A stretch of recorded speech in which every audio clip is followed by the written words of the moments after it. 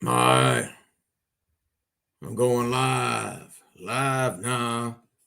Bah humbug. Merry Christmas. Oh, Christmas ain't for another 2 days. I totally forgot. Christmas will be in 2 days. Tomorrow's Christmas Eve. And for all you last minute shoppers out there, yeah, you're going to have a hard time looking for shit because the stores are going to be extremely busy. And you guys will be at last second. How do I know? Because I waited till the day before Christmas Eve, like an idiot, to go shopping and to look for gifts. Yep. Let me go ahead and fill this one out. Hey, Rick, how's it going, brother? Just looking forward to the holidays, man. It's Christmas. Christmas is coming, and the question of the day is, well, there's many questions I could be asking you guys, but the question is, well, the obvious is, what are you getting for Christmas? What are you receiving? What are your on your list? What's on your list for Christmas? What do you want? You want a jet? You want a helicopter? A sex change? You want to go to the moon? You want to be a millionaire? What is it that you want for Christmas? No. What is it you want for Christmas? Is the biggest question. Everybody has a list. Have you been naughty or nice? But if you think about it, it's really not what you receive for Christmas.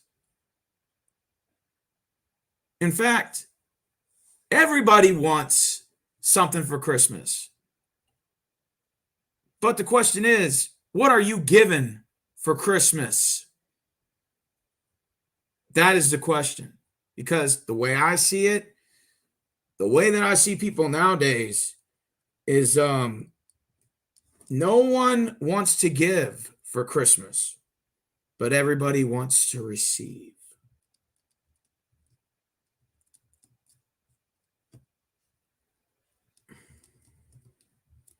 I don't know why this damn pin don't want to work. Shit's pissing me off. Well, it's the thought that counts. Whether you spend 20 bucks on somebody or $5 or 100 or however far you want to go, it's the thought that counts, people. The thought that counts. And look at this. I got 12 Christmas cards for $1. So I could fill these out and you guys can sit here and watch me fill them out.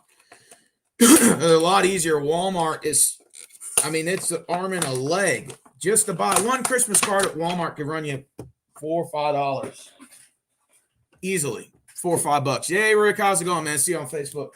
Yeah, I'm filling out Christmas cards. I got you something too. Get out of here. Sorry, I had to let the cat out. The cat's bothering me. Yeah, Rick, I got you something.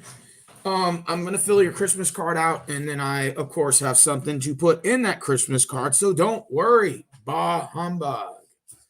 I got you something for Christmas, man. And of course, I had to get my family some things, and I had to do some last second shopping. But these are the cards. You get 12 for $1. You can't beat that, and it comes with the envelopes too at Family Dollar, and you can't beat that. I mean, 12 cards alone at Walmart's probably run you 60, 70 bucks. Fuck that.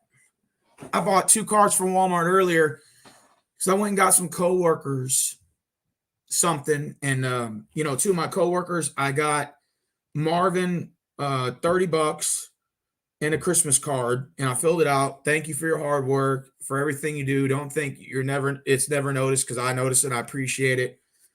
And then I went out of the way to give Marquise something. I told him, hey, I appreciate your personality. You got a wonderful personality. Continue to be who you are. You're a good person. And keep being who you are. And of course, there was 30 bucks in there for him. They were really happy. They were like, man, that was nice of you. You didn't have to do that. I said, nah, man, you guys are cool people. Christmas is the gift of giving. It's not about, people say it's better to give than to receive. But people live by the motto is, well, what has this person ever done for me? What have they ever done for me to, deserve a gift? And you know what I always say? Christmas is the gift of giving. sometimes it's better to do nice things for people without always expecting something in return. Why is it that people are so selfish? Why? Why is it that every time somebody does something, they expect something in return for their service or for their donation? That's why, like, when you look at most places that donate, for example, a lot of places that donate, guess what? They give out plates of food and chips and shit like that and a hot dog at Walmart if you donate $1 to feed these kids. And I'm thinking to myself, well, if it's donation, meaning you do it out of the kindness of your heart, why are you expecting a hot dog and some chips and a soda in return? Why?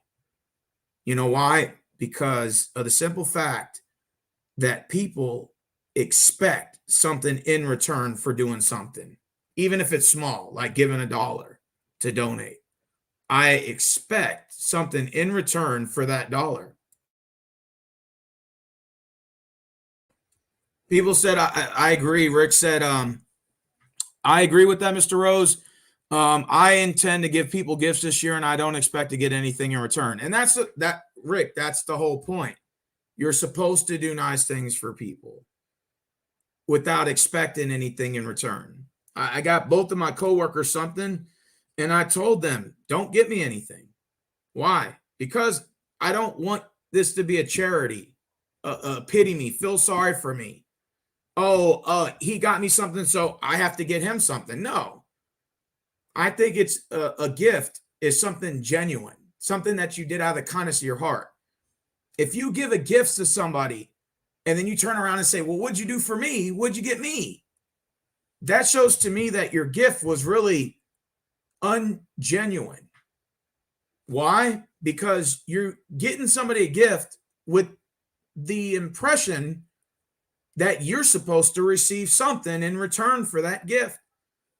And to me personally, I wouldn't want somebody giving me a gift because they felt guilty about me giving them something. That destroys the whole art of the gift of giving. Now, let's say a week later, you surprise me with a gift and say, look, say what you want to say, Mr. Rose, but I felt like I should have gotten you something.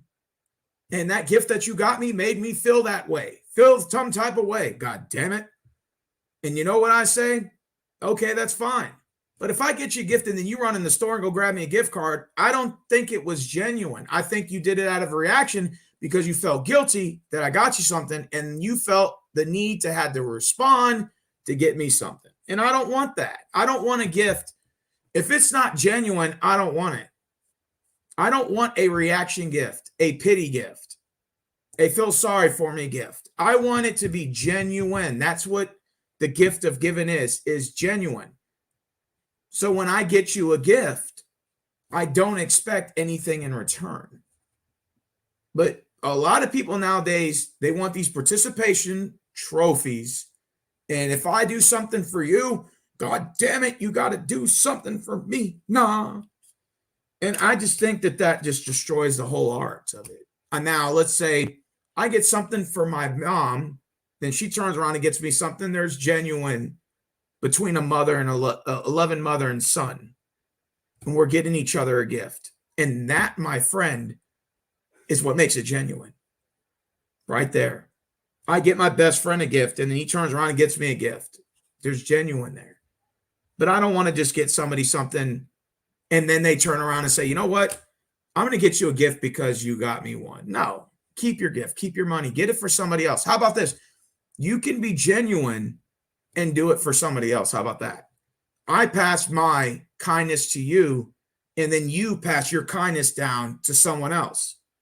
The problem is people are so selfish that they only think about themselves, that they only care about themselves. And when the holidays comes around, no one wants to give out, or not as much, but they have their hands out ready to receive. That is selfish of you to feel that way, ma'am or sir. So, over the years, I've been a cheap bastard when it comes to the holidays. I ain't even gonna lie to you. I'm one of the cheapest motherfuckers when it comes to the gift of giving, right? Every time a holiday comes around, $20 Starbucks card to my mom, $20 to my brother, and $20 to my other brother, and $20 to my little sister. That's it. I said, you know what? I could do something different this year. Why not expand it and do something nice for random people that I know, right? Okay. So Marvin, my coworker, gave him $30 in a gift card. I fill out the gift card. I appreciate all your hard work, and everything you do is not unnoticed. I notice, your kindness, and I appreciate your kindness and the wonderful human being you are. You write that on a Christmas card and you give it to them. They read it. Now, you might think it's just a Christmas card. This will end up in the trash. Maybe. But to some people, they read this, and with you writing something in there that's so deep and genuine, they appreciate it. They read it and say, wow, somebody notices my kindness and they appreciate what I do. But instead, when it comes to Christmas, you bastards sit by the tree and you have your hand out ready to receive, but nothing to give. Bah humbug, as they would say. Rick said facts. There's a lot of people out there that expect you to do shit for them, but they don't want to offer nothing in return. Yeah, there's plenty of people I've met that are like this. I didn't get nothing for Christmas. I didn't get that goddamn rocket ship I always wanted. God damn it. I didn't get my laser gun. I didn't get my spaceship that I wanted to fly to Mars. No one thinks about me. And you know what I say? What have you ever done nice for anyone besides yourself? Think about it. Think about this long and hard. What have you done for someone else without expecting something in return? What have you ever done for somebody besides expecting something without expecting anything in return? What have you done nice for somebody? And please don't tell me, well, I provided dick, I provided pussy. No, I'm not talking about that. I'm talking about what have you done something nice without you having your sneaking behind reach around with your hand out ready to receive something. The gift of giving is the appreciation of that person. Now, I'm not telling you to empty your bank account out and give somebody $1 million. I'm not telling you that. A Christmas card, 12 Christmas cards are $1 at Family Dollar. And you get 12 envelopes. See? 12 people right here, Christmas cards.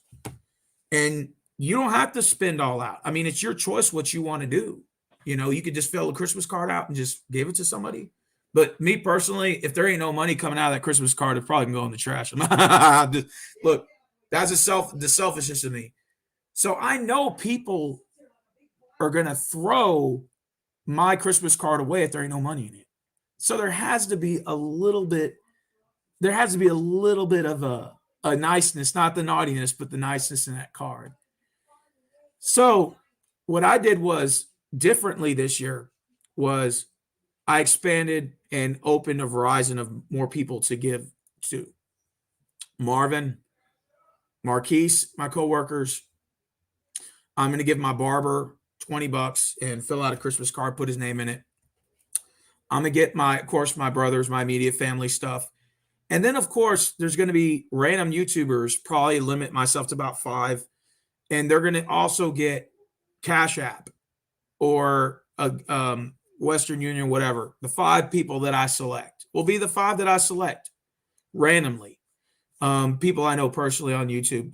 And then they'll be receiving a Cash App, $20, nothing fancy. And hey, a Merry Christmas and appreciate your friendship. Because I do realize friendships online do exist. And in the past, I used to be oblivious to it and say that doesn't exist. But we live in a day and age of a push of a button. So I have to accept a new form of ways everything's on the internet. See, the thing is people are selfish, right? In life, we always take the easy road out. And we always want things given to us. But nobody wants to put in the work anymore. Nobody wants to show their generosity and act of kindness. What can you do to change, to impact others? right? Now you're going to say, well, I don't have $1 million to give, Steve. No, I'm not talking about that. That'd be too generous. But I mean, even something as $10 or a gift card at Starbucks, $10, Subway card, $10, and a nice Christmas card, you would be surprised that goes a very long ways. And people, the thought is what counts. And people will see that you actually think about others instead of yourself. And that's facts. Okay. So the question is, instead of thinking about yourself this year, will you think about others? Is the question. Will you think about others? Think about it. You want to think about others, right? And you want to put others above you, right? Before yourself. And years before that, I always bitched about people never giving me anything. Bah, humbug. I got a lump of coal for Christmas this year, and nobody got me nothing, not even Santa. But this year, I decided to change my thought process and say, you know what, Mr. Rose, why don't you do something nice for somebody else instead of thinking about yourself? So selfishly that I am. And I said, you know what? I was talking to myself. I had this conversation with myself the other day. And I said, you know what, Mr. Rose, you are right. It's time to start thinking about others. When I gave Marvin a card and stuff, he said, man, that's really nice. He said, I've been here 7 years. I've never had anybody doing anything at work nice like this.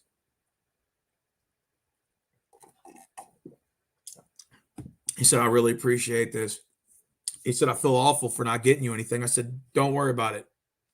The reaction you gave me is the priceless moment. That's what I appreciate, is the fact that you appreciate the kindness that I give you to show that I am thinking about you.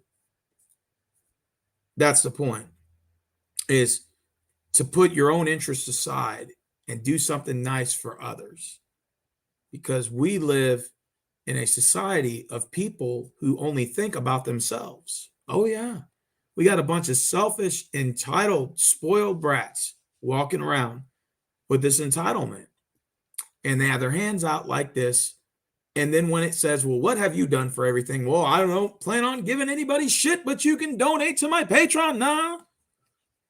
You know, we need to figure out a way to change that about us, to be kinder. I'm not asking you to add 30 people to your list and get shit for. What are you, LeBron James? Holy shit. Hope me if you have that kind of money. Like me personally, I only get 4 people gifts. Now I'm going to expand it to about 10 or 11, maybe 12, and 5 random YouTubers. That was my goal that I made a couple of days ago, and I plan on sticking with that. Christmas cards, writing something really nice about that person, and going from there. And 5 random YouTubers will be selected, and those will be receiving gifts from me, Cash App. So with that being said, I thought that I would do something nice this year and think about more people, you know. And when Marvin looked at me, he said, dude, I've been in this company for 7 years. You're the only coworker that's ever done something nice like this. Like, I've never expected this. But he said, it's nice to know that there's somebody out there who cares. Because to be honest with you, we live in a world with people who only think about what? Themselves. So it's nice to see that there are people, and I get it, you know, everyone's on a different budget. So I'm not expecting you guys to think about others if you don't have the money. I get that. You can write a Christmas card, you can call. I mean, you can make a simple Merry Christmas message, Instagram, and say, hey man, you're a really good friend and I appreciate the nice things you've done for me. I don't have any money, but I just want to say happy holidays, Merry Christmas, man. And thanks for being a good friend. Like, just something that shows that you're reaching out to others. And I just said this year, I wanted to change that about me and wanted to be, you know, bah humbug. So, are you naughty or nice? Santa says. Are you naughty or nice? Are you guys going to do something nice? Or am I, is Santa coming down your chimney to give you a big lump of coal for Christmas because you've done nothing nice for anybody? Rick said, facts. I've always given my brother something for Christmas. You don't give me shit. Well, your brother, Rick, is going to get a big lump of coal for Christmas. Tell him I said that personally. If you give me his Addy, I will drop off a lump of coal, charcoal coal, at his doorstep for Christmas Day. Just to let you know. So are you guys doing anything nice for anybody, or are you just sitting there thinking about yourself for Christmas, wondering what gifts that you're going to be receiving under the tree come Christmas morning, but yet you yourself break no sweat or any, not even as much as $2 out of your bank account to do anything nice for anybody? I decided this year I wanted to do something new. I wanted to change and spice it up a bit. So with that being said, I'm getting my barber $20 Christmas card, and I'm going to add him to the list. I added 2 coworkers to the list. I'm going to add another third coworker to the list because he doesn't come into work till Sunday, and we're closed on Saturday. So I'll see him Sunday. And then, of course, by the time I get my people something, 2 brothers, and by the time I get my nephew, and then I'm looking at 5 YouTubers. I'm looking at about around 11 or 12 people. And some of these guys probably won't even get their gifts till maybe a couple days after Christmas. But I just wanted to do something new this year, and something that I could say, you know what, it's not just some boring ass Christmas typical shit that I only do for like 2 or 3 people in my family. Why not expand it a little bit and reach out to others and let them know that you're thinking about them and that you appreciate their kindness and their friendship? Anybody can say you're their friend. Oh, he's my friend. She's my friend. But have you really ever done anything for anybody that shows that you've been a friend? Now, ideally, friendships are free, but sometimes it's always good to do something nice for somebody. It is. There's a reward behind it. Oh, well, am I going to get something in return? Yes, you are. You're going to get the act of kindness and your compassion, and you're not so selfish as I thought you were. Therefore, you guys deserve it. To do something nice for somebody is the act of giving without receiving anything is, to me, means more. I hate the fact that we live in a participation trophy award, because now people feel like I shouldn't have to donate anything unless I'm getting something in return.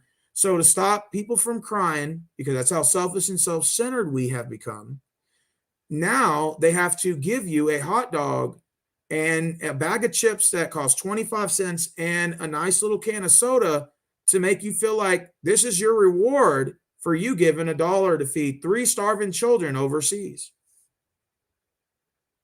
I think it's garbage that somebody has to shove a hot dog down your throat for you to give $1 to feed the homeless. Whatever happened to you just giving $2 to a charity and not expecting a cheeseburger in return? This is how selfish we have become as society, is that we expect something in return for every little thing we do. Now, ideally, I'm not going to give somebody a ride without gas money. Sure, you can make that argument. Gas isn't exactly cheap nowadays, and I can get that. If your vehicle, and if somebody wants you to drive them 30 miles out, yeah, you should be compensated for that, because unless y'all are going to the same place, there's no reason why you should not be compensated for that. If you're going to drive somebody out, they should be compensated you. I get that. I get that argument. If you buy a drink for somebody, you do that out of the kindness of your heart. You don't say, I'll buy you a drink if you buy me a cheeseburger. No, that's stupid. Why don't you buy your own cheeseburger and you buy your own fucking drink, you selfish motherfucker? Now, if somebody leeches off your ass and tries to take advantage of it, that's you cut the motherfuckers dry. I've ran into some people like that, and trust me, you don't want people to take advantage of what they say, bite the hand that feeds, because sometimes people expect that. And they're like, well, Mr. Rose, let's see how far we can go with your kindness. No, Bah humbug. You're going to get a lump of coal for Christmas. You know, I had a friend that once did that. I bought him a, Buffalo Wild Wings, and I bought him a meal. And it was about $15. And he said, I owe you. I owe you. I said, okay, cool. And then when we went out again, he said, hey, man, will you buy me a cheeseburger and fries and a drink? I owe you again. I said, okay, you owe me again. So after about the fourth time, I said, wait a minute, hold on. I think my generosity has gone a little too far here. I said, when are you going to start paying me back for the first time? Nah, it's been 4 or 5 times now. And he says, oh, I just owe you, put it on my tab. I said, no, your tab has gone a little far and it's exceeded past its generosity. I'm going to have to start asking you to start giving back to that pot. Think of it as loaning money and you don't pay me back. Just think of it like that. That's like the same thing, the same thing. And this guy's like, well, I guess I'll just pay you when I get a chance. I'm like, right. Which means that motherfucker was never going to pay me back. He was never going to pay me back. And then I caught on to that little scheme. He has the money. He just don't want to spend his. He wants to spend everyone else's. And it wasn't just me. He was doing this to other people as well, from what I later found out. And that's the kind of friend you don't want. Is somebody who leeches off of you, expects a handout and gives nothing in return. That's one selfish motherfucker right there. And I stopped fucking with him. And I still see him to this day. Motherfucker walks to work. I just drive right past him. He needs, I just literally see him walking on the side of the road. He's walking to work because he lives in the neighborhood over from me. And so I would just drive and I'll see him walking in the same direction because he works at a restaurant not too far from where I work. And I'll see him walking instead of me pulling over and saying, I'll pick you up, get in the car, I'll drive you. I'm like, I'll drive right by. I'll let the fucking gas burn right in his face. I don't give no 2 fucks. See, people like that, I give no fucks for. Now, let's say somebody does something nice for me. And he says, hey, I did something nice for you. Now it's your turn to show some love. And I go, okay, so you paid for my drink. This is a true story. You paid for my drink and food one time when I didn't ask you to do. You insisted when I had my own money to pay for my shit. You insisted. My problem was I took the bait. And then he reminds me, I did something nice for you. It's time for you to start paying for my shit. And I said, I never asked you to pay for my shit, first of all. You insisted. Secondly, why can't I just volunteer to pay for it rather than you force it out of me? Because now, if I pay for this food that you just consumed, sir, is it genuine or did you feel it was forced that you had to force me to pay? See, think about it. If you force someone to pay for you, does it feel genuine? No, because you have to force them to do it. Now, if you have to pay me money, you owe me money, motherfucker, yeah, I'll force you, pay me fucking back. But if it's from generosity, let them do it out of the kindness of their heart at a random moment. And that right there is a picture's worth 1,000 words right there. Spectacular. That right there is true friendship. That right there is true, genuine kindness, an act of kindness. It's just weird how when I did something for my coworkers, they reach in their pocket ready to give me $20 back. I'm like, no, dude, no. Keep it. Just know that I appreciate your friendship. I really do. And that's why I did it. Just to let you know, hey, man, I got you on my mind, even when you think no one else does. And that, my friend, right there is true passion. That right there is true friendship. When you can do something nice for somebody and not even think about yourself in return. I think that right there is just, I think right there, that's a special moment, man. It's to be nice to others, right? So the question is, what are you guys doing for other people for Christmas? Like, what are you doing? Like, what are your plans? Like, are you going to get your mom anything, your dad anything? Like, family, relative? I mean, is there someone special that you have in your on your wish list? I mean, significant other. Um, what is it that you plan on doing for someone? Coworker, girlfriend, boyfriend? I mean, come on, spill the beans. What are you guys doing this year? I decided myself just to do nice things for random people. I may not be able to reach everyone, but the whole point of it is to help others. At least let somebody know you're thinking about them. I think that right there is, man, that right there, it's something you, to me right there, it makes you feel good knowing that you do nice things for people. Even if it's one person. I just want people to know out there that I have them on my mind. Now, again, I'm not going to be able to reach out to everyone. But if you get, 2, 3 people, 4 people, it makes a big difference, man. It really does. And I think that, when we talk about Christmas cards, yeah, usually when there's money in it, that's what makes the Christmas cards more readable. Most people say they throw the Christmas cards away if there's no money in it. So that's why I always put a 20 inside of there. So you will read the Christmas card. Because in the Christmas card, people will buy one. They won't fill it out. They'll just put, love you, whatever, $20. Okay, fine. But how about you put something like a sentence or two that describes the way you feel about that person and how you appreciate them? That in itself is the true form of being genuine. That's how it is, man. I'm getting my barber, not the one who passed away because he's dead, but the other one that I'm getting cut by right now. I'm getting him 20, and I'm filling out a Christmas card.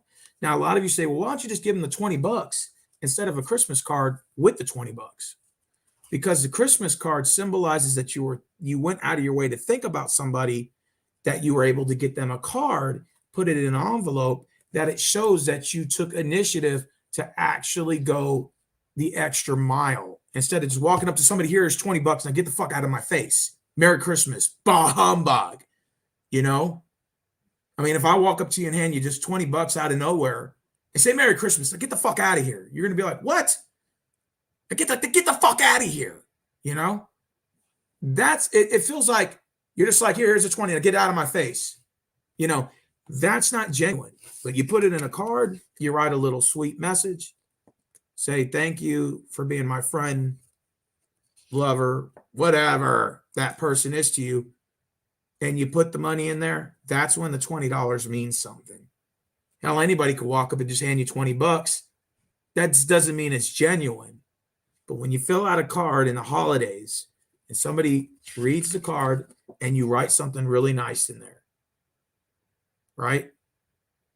And then you put the 20 in there, that makes the card not throwawayable. And then that says, you know what, man, I really do appreciate this, man. I gave Marvin, my best friend, the card today. And it had a card and it was in the envelope. I walked up to him and I said, Marvin, I think you left something in my car. I think you dropped something. He said, I didn't drop nothing. I said, yeah, you dropped something. He said, what did I drop? And I turned around and gave him this card. I said, Merry Christmas, man. He grabbed it and he was like,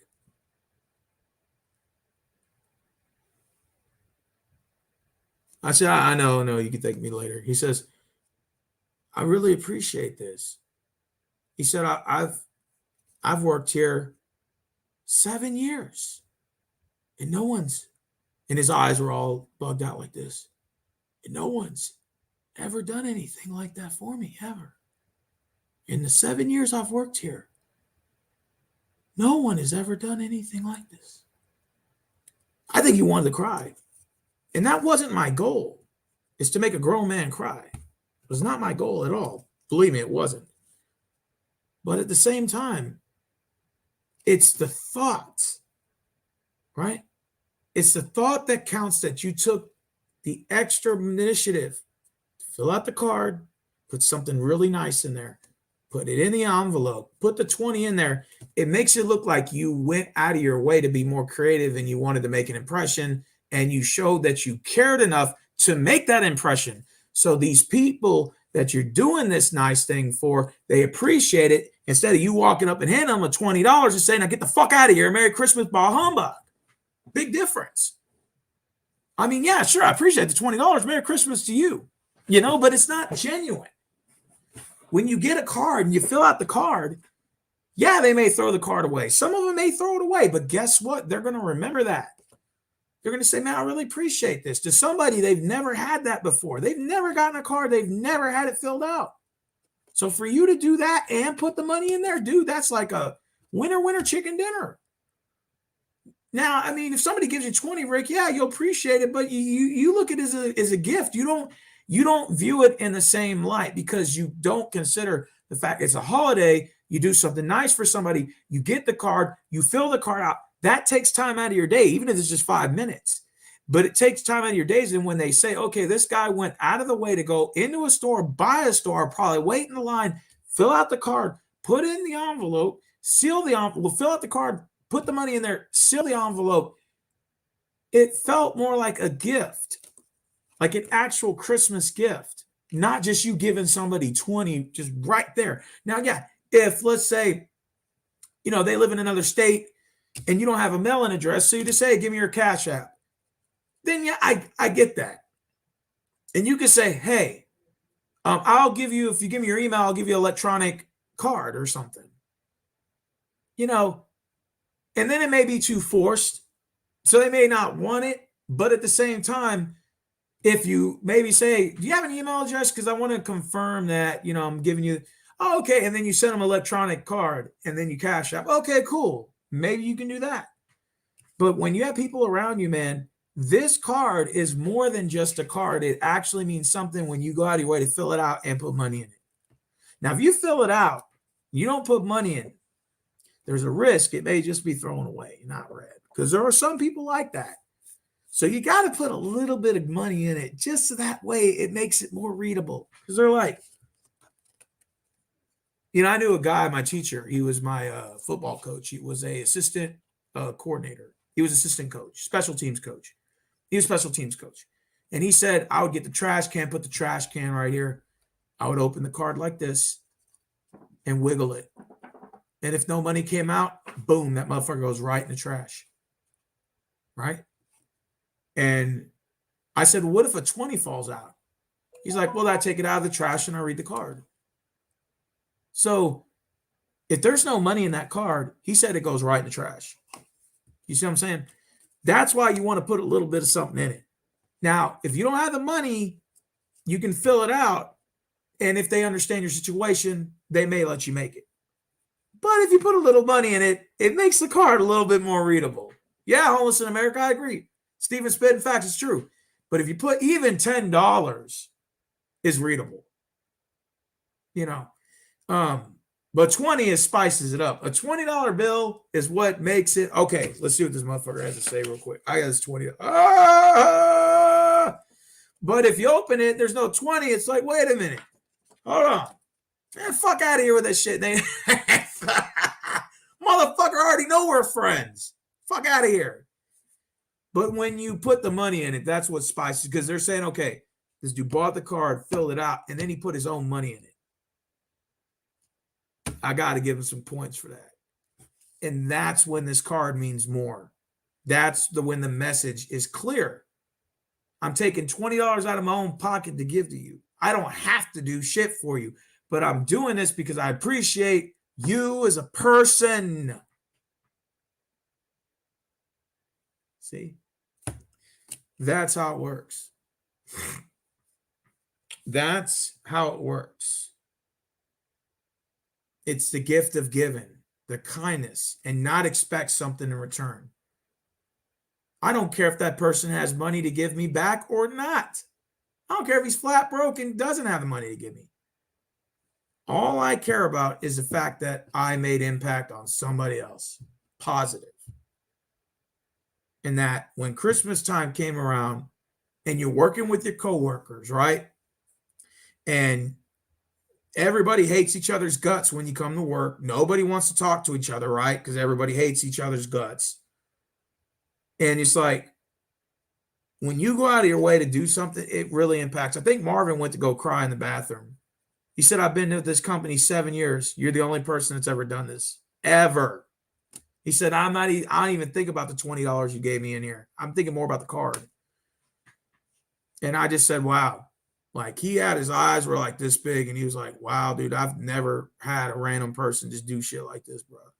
He's like, I really do appreciate this. Like, that dude was about to cry. I think Rick said he went to go to the bathroom to go cry. Yeah, he probably did. He probably went to the bathroom to go cry. I gave Marquise $20 in a Walmart gift card at $10, right? In a Christmas card. And I said, thank you for being the kind person you always are. You're a really genuine person, really respectful, kind of lazy, but respectful. I said, keep being who you are. And I just said, life's rewarding. I said, don't spend it all in one place. So he goes and buys me a soda. Now, of course, the soda didn't cost $30, but it's the fact that he appreciated. He went and bought Marvin a Coke and me a Coke. Well, Diet Coke. I drink Diet Dr. Pepper, Diet Pepsi, Diet Coke, whatever's diet. And Marvin's the same way because he's a diabetic. Even though he's thinner than I am, but he's a diabetic and I'm not, which is crazy. I guess the luck of the draw. But anyways, Marvin was drinking a soda. I was drinking one. And I just said, hey, dude, you don't have to match the money I gave you. You don't have to match any of the money I gave you. The soda's good enough. That shows me you thought about me in some way, form, or fashion. He said, okay. I said, don't feel like you have to match me 20 for 20. I had a buddy of mine. His name's Travis. Shout out to him. His grandmother passed away today from cancer at 94. Lived a long life. I had the honor to meet her 3 times, and she liked me. She said, yeah, that's a really good guy right there. I remember those trips I was taking to Dallas, and I would visit Travis. He was living with his grandmother. His grandmother had cancer, and she was battling with cancer. And she had to have a hospice come over. She stopped taking her medication. And she, it was just the cancer was just spreading. It was kind of bad. Anyways, she met me twice. The third time she was in the hospital. But the first 2 times I came down there in August and November, she met me. And she said, yeah, that guy's a really cool guy, man. He's welcome to come over anytime. She passed away today. And I was honored to meet her. And I said, so what is the secret to living at 94 years old? You might ask. She said, well, I eat like shit and I still smoke cigarettes. Go figure. I said, man, that lady, 94 years old, that's pretty good. That's damn good. I think she was 95 if I'm correct, but that's pretty damn long. And she had cancer for like 30 years. It was my friend's grandmother, but I know Travis was really close to her and everything, but I was fortunate and blessed enough to meet her in the first 2 trips that I went to Dallas to go see her. And she just remembered me. She said, oh, that's a really friendly guy right there. Cool guy to hang out with, blah, blah, blah. Travis, you're welcome to go hang out with him. He's not a bad influencer because I don't do dope. I don't sell drugs. I don't even drink. I just drink every now and then. My problem is mainly food, but now don't get me wrong. I like to go out and have a couple drinks every now and then. I don't mind smoking the ganja if I run into it, but I'm more of a social drinker, social smoker, as I explain to people. You know what I'm saying? Like, I haven't had a drink all this year. I've only drank 1 time this year. And that was when I went to Dallas. So that goes to show you I'm a social drinker, social smoker. I don't just walk around with a beer in my hand. But if I'm out with some buddies and they're having a beer, hell, I'll probably have a beer for you. You know what I'm saying? Beer for beer. But honestly, man, we live in a society where people are so fucking selfish. And I think, do I have a console? Yes, I do, El Mexicano. I do. The thing is we live in a society where people are selfish and stingy. Now, I'm not asking you to give free handouts. I'm not asking you to just fork over your whole bank account to go to OnlyFans. No. But let's be honest. You have a lot of people that want things in life and want handouts and have their grubby hands out, especially during the holidays. Bah, humbug. But these motherfuckers never give at all. But they expect people to do things for them. And they'll give attitude about it too. And post videos on social media and bitch about not getting anything. Oh, you didn't cash at me. You didn't send me the $100,000 you promised me. All my subscribers, I'm banning you all because you never send me any money. That's some selfish motherfucking shit for people to post social media content telling their subscribers and followers you didn't send me nothing. You are one selfish motherfucker. And there's a lot of these people, these assholes on YouTube, Instagram, Twitter, and all these social media sites that do this shit. And it's disgusting. Disgusting. It's one thing you put content out and people donate out of generosity, but it's one thing for you to sit there, run your mouth, talk shit, and demand like somebody owes you something. Motherfucker, no one owes you a goddamn thing. I don't care what content you put out there, boy. It don't matter. It's the kindness and the generosity that somebody does, not because you're forcing them to do it or telling them otherwise or threatening them. What some of these YouTubers do and some of these content creators do and some of these Instagram followers do, whether it's male or female or collectively, both you motherfuckers. All right? Whatever. These motherfuckers are fucking greedy, they're selfish, and they're self-centered, but they don't do a goddamn thing for others.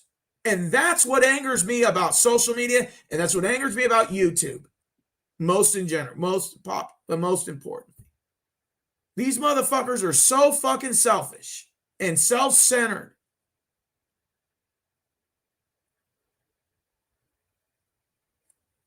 And it's just I don't even know what to say.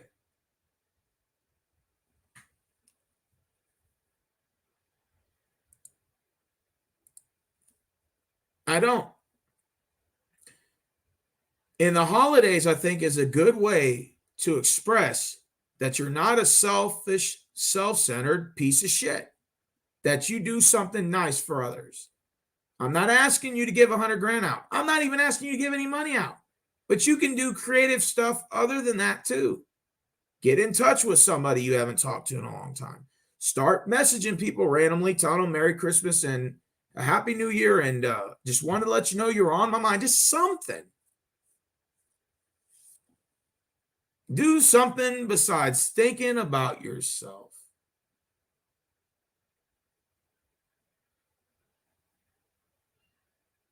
You see what I'm saying? That in itself, when you give to people and you do nice things for people, you don't have to do it all the time, but it really makes an impact on someone's life when you do something nice for somebody. Even if it's one person, to do something nice, and you don't even have to be rich to do it. A simple phone call, a message, I have you on my mind, don't matter, male or female, just say, look, man, you're a good friend, you're a good friend to me, and I just want to say Merry Christmas, and I hope you have a Happy New Year. You know, something like this, something that shows that you went above and beyond yourself. Because I understand the gift of giving can also be a little expensive. It can be. And that's why if you're on a budget, you can't. And I get that. Homeless in America, I get it. I get it.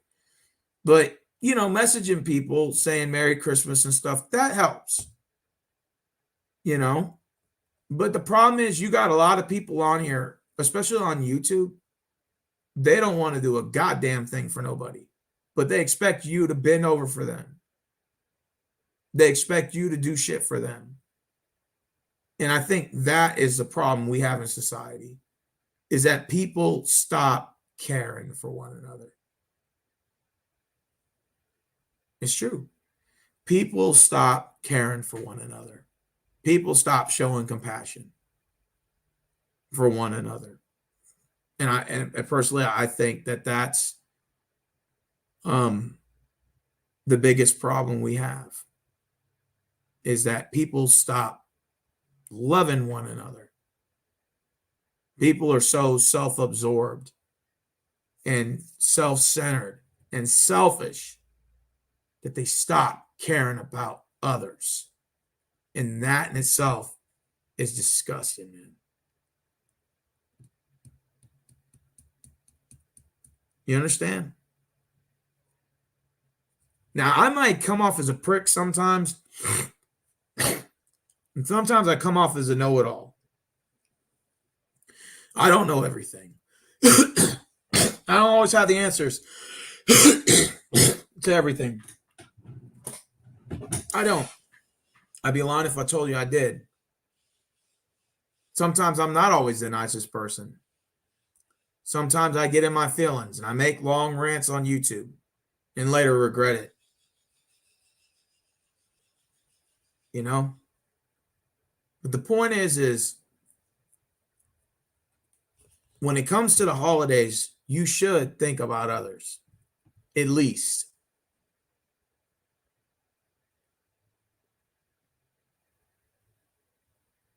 No, I've never had sex with the homeless person. No.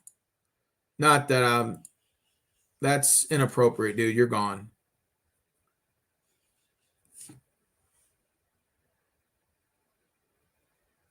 You know, yeah, homeless in America, I agree. Everyone thinks that homeless people are drug addicts. There's a number of them that are, but not all.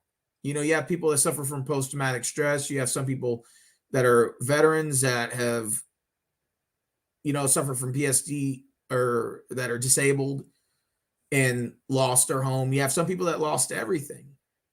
You've had some people that have lost everything due to a bad divorce or whatever the case may be. Everybody's different.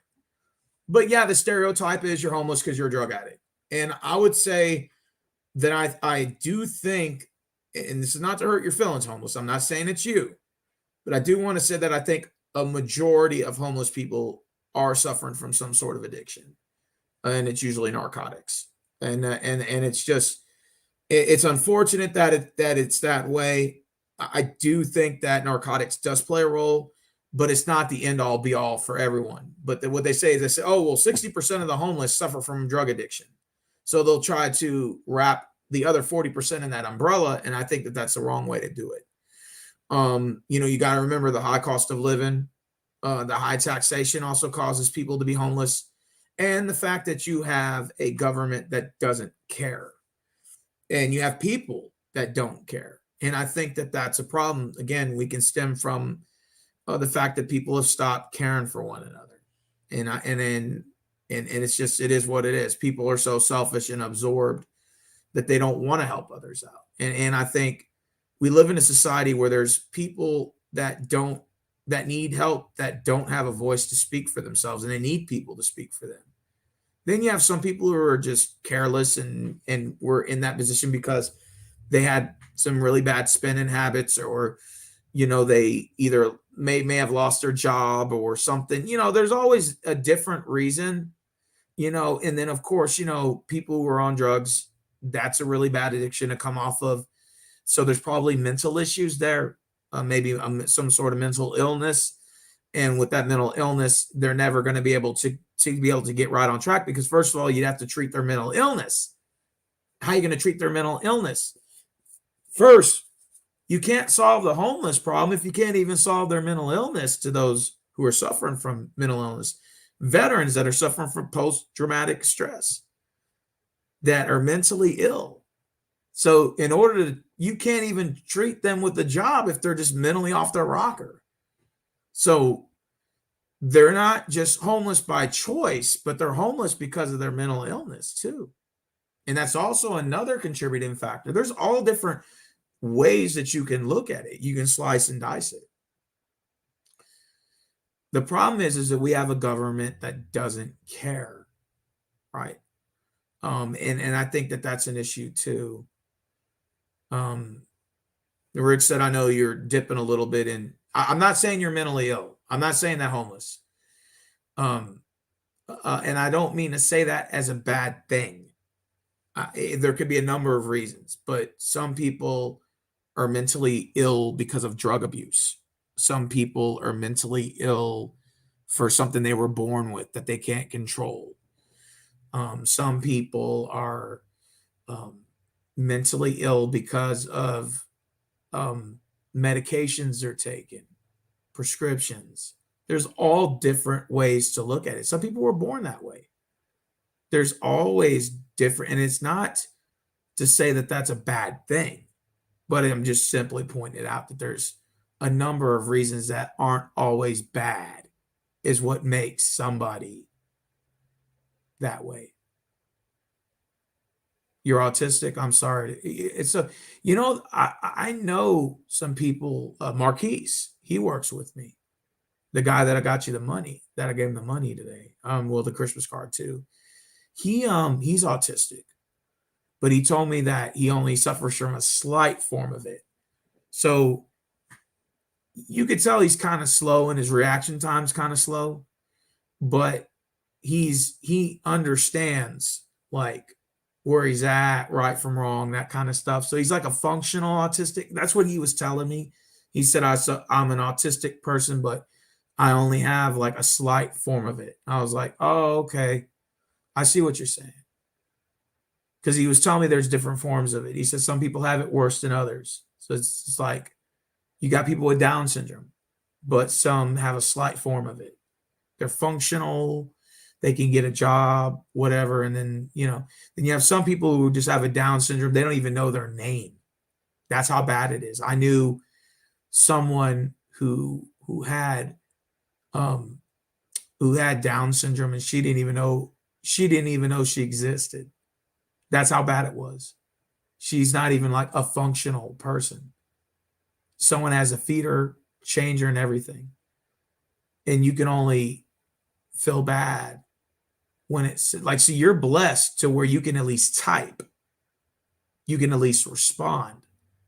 Imagine being a paraplegic, somebody who's confined to a wheelchair that can't move from the neck down. They can't even write or type. No, I understand that. I understand that, homeless, but what I'm saying is that if you look at your condition mentally and think, wow, I feel off my rocker or whatever the case is, there's always somebody else that has it worse than you.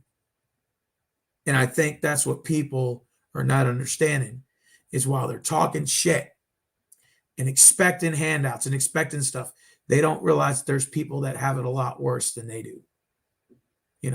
And the thing is like, I'm not saying you're expecting a handout, not saying that, but the thing is there are people online here that are millionaires, or you see what I'm saying? And they're always expecting somebody to do something for them. Hey, Diamond, what's going on? You want to join the chat room? Would you like to come on and talk about Christmas? Would you like to talk about bah humbug Christmas this year? No. Okay, I'll bring you on. Remember to show your face, or I won't let you on. All right, Diamond Princess is coming in. Let's go. All right, let's get this started. Finally, somebody in here to join me. I'm not just talking to myself all day. No. Let's see if Diamond has that pretty blonde hair that she had the last time, looking all sexy and shit. Let me know when you jump in, baby girl.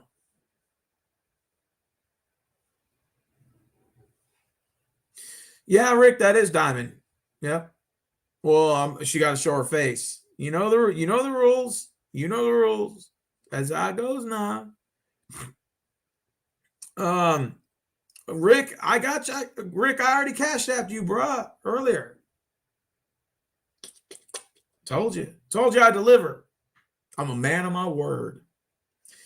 I live in the streets. Our government don't care about homeless, because instead our government's okay. All right, you cover yourself. I'll let you back on. Damn, Diamond Princess looking all fine and sexy. Hi. You going on with your bad self? Thank you. So, hey, Diamond, um, Yeah. let me ask you a question. Um, First of all, what do you think about Christmas? Um, First of all, Christmas is a joyous holiday that families get to celebrate every year. I grew up, receiving gifts from my parents, my grandparents, and it'd be a great, wonderful time for me.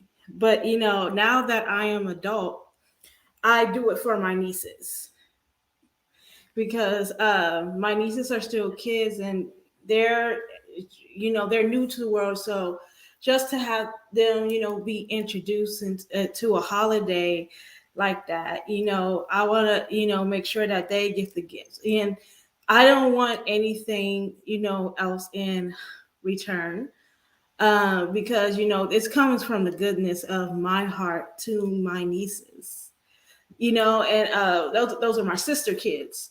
So I send my sister at least 300 or more to go get them a gift. Wow. Yeah. Wow. Mm-hmm. Diamond, I think she's done more than I do. And hey, I'm not making this a competition, but Diamond gave 300. Ooh, shit. Yeah. Ah, wow. Sugar mama application there.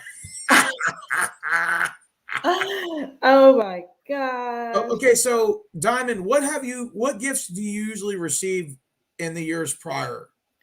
What do you Well, usually get under the Christmas tree? Do you well, get a I lump of can. coal, or are you on the naughty or nice list? Well, for the most part, I've been on the nice list, but it's I received clothes. I received a cell phone when I became an adult and I graduated from high school. Who gave you that cell phone? Give me the My email my address. my grandma. Oh, I thought it was a sugar daddy app. I said, Yeah. Oh, give no, me no, his no, no, address real no. quick. I was just. I'm sorry, I'm selfish. But I don't respect anything from anybody because I know everybody don't have it. But me, receiving, giving money to my sister, that's a Christmas gift to her children, because Okay, she can. so what do you what do you do for your parents? Have you ever got your parents anything? I got my dad like a big screen TV. Yeah. How much the TV was? Half $1,000. Yeah. And your mom? My mom, I don't see often. And it is not like we have a bad relationship. I still have love for my mom. Of It's just course. that, I have not seen her as of late. I don't know where she's at this time. I have no, Otherwise, you would go out of your way to do something for her. yeah, I would. Cause Okay, she got, cause she went out of her way for me when I was a child. so what So about brothers or sisters? What do you do? I mean, I know you said you gave your sister money to spend for her kids. But what about your brother? Do you get him anything? um typically no, because he doesn't want us to give him anything, but I try, to give him, a gift because Like McDonald's gift card? I'm a a money saver. I like to give like expensive gifts. Like that's the kind of person that I am. Because my brother, he just got him a car. So um, I would like to give him like a Chevron gift card for gas because gas is expensive in SoCal. Like It's almost over $5. see, the thing is my dad's like Uh-huh. real simple, and it's Mhm. very hard to get him something. So I just got him a Subway gift card. That's it. Like just I Oh, put that's it. money That's on it, and that's it. And then I'm gonna fill out a card for him. I was already filling it out now. my You know, godmom. I'm gonna help her get a job for New Year's because she needs the money. Yeah, okay. yeah, because she just broke down and cried over the phone because she's just receiving social security checks and it's not Um, much, And I was like, you know what? Let me help you find a job.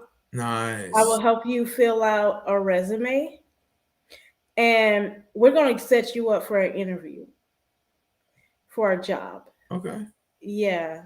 Yeah, you know what I did nice this year? I don't know if you Hmm. saw my chat earlier, but I said, usually I only get my mom, my dad, my two brothers, and my sister something. That's it. I don't Hmm. usually get it shit for anybody else. And I Yeah. decided that this year I was going to add a couple more to the list.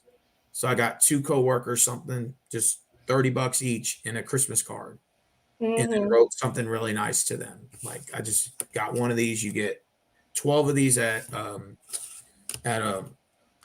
family Dollar General, and it comes with Yeah. cards for $1. So it's good Hmm. for 12 people. Yeah. So I decided to add them to the list and let them know, hey, somebody's thinking about you. So I told Marvin, Yeah. my best friend, and I said, hey, I appreciate your hard work here at this company. And even though no one tells you that, I'm telling you that. I notice your hard work, and I want you to know that I appreciate your hard work. And Yeah. he just said, he looked at the card and he was like, his eyes got big. And Yeah. he was like, I've worked for this company for 7 years. I've been in the military for 5. And I've never had anybody random do this for me except You know, his father. when you do something sweet like that for a person, and they never received anything from a coworker, but he gives, that person is so emotion, and it brings out the emotion because he gives, and he never receives anything. And I'm not saying that he's expecting that. It's just No, that, he doesn't, but he gives a lot into a yeah, company that can give a shit less about him. The man works hard in I mean, he literally is out there storming and raining, pushing baskets by himself. And Hey, he's out there and Christina. expected to bring 1,000 carts in every night. And then he he has military experience doesn't mean anything. He's never gotten promoted in the job. They've always found reasons to keep him at that position because of the cheap labor and to get it done. Right. And that's how Walmart is. Unfortunately, that's how a lot of companies are. And they never tell him thank you for a hard day's work, although he busts his ass while others employees walk around the store. And I just told him, I appreciate your hard work. And I wrote it in the gift card. And I said, even though no one tells you this, I'm telling you this. Right. And he did like I think he went to the bathroom to go cry. You know that where Red went to the car to go cry and Friday after 13th when for Hmm. the next Friday or Friday when Debo ripped his chain off. And then Hmm. Red said, man, that's fucked up. And he ran to the car. And then Smokey's like, I think he'll go cry in the car. Hmm. I think Marvin went to go cry in the bathroom. I think he did. And I didn't say anything. I just said, I got to go to the bathroom. But man, I think that dude was balling. Like, he Yeah. told me, man, I've never had no one do shit like this for me. And even though, like Marquise, he's autistic, like Homeless in America, but he's got a slight form of it. He's lazy. Hmm. And, but the thing is he's cool and he's a nice guy to get along with and he's very Right. friendly. Right. So I told him, keep being the kind person you are. You are lazy, laugh out loud, but you are a kind Mhm. person. And for that, I decided to give you $30, 10 in a Walmart gift card that I got for rewards points for my credit card. And then of course, $20 in there. So he was going to reach in his wallet to say, here's 20 back. No, dude, keep your Yeah. 20 because it's not genuine. Yeah. Like when I gave it to you, it was unexpected, genuine, unexpected. You didn't expect it coming, right? No. So if I give you $20, Diamond, and you give me 20 back, it's not the same because I feel like Mhm. yours wasn't genuine, mine was. And even though I appreciate you Mhm. feeling guilty about it, but it doesn't feel genuine. Therefore, I don't want your $20. You see what I'm saying? But Yeah. if it was like 2 weeks later and you surprise me in a different way, then I would be like, okay, cool, I'll take it. Even though I still think you felt guilty, but 2 weeks later, it was unexpected.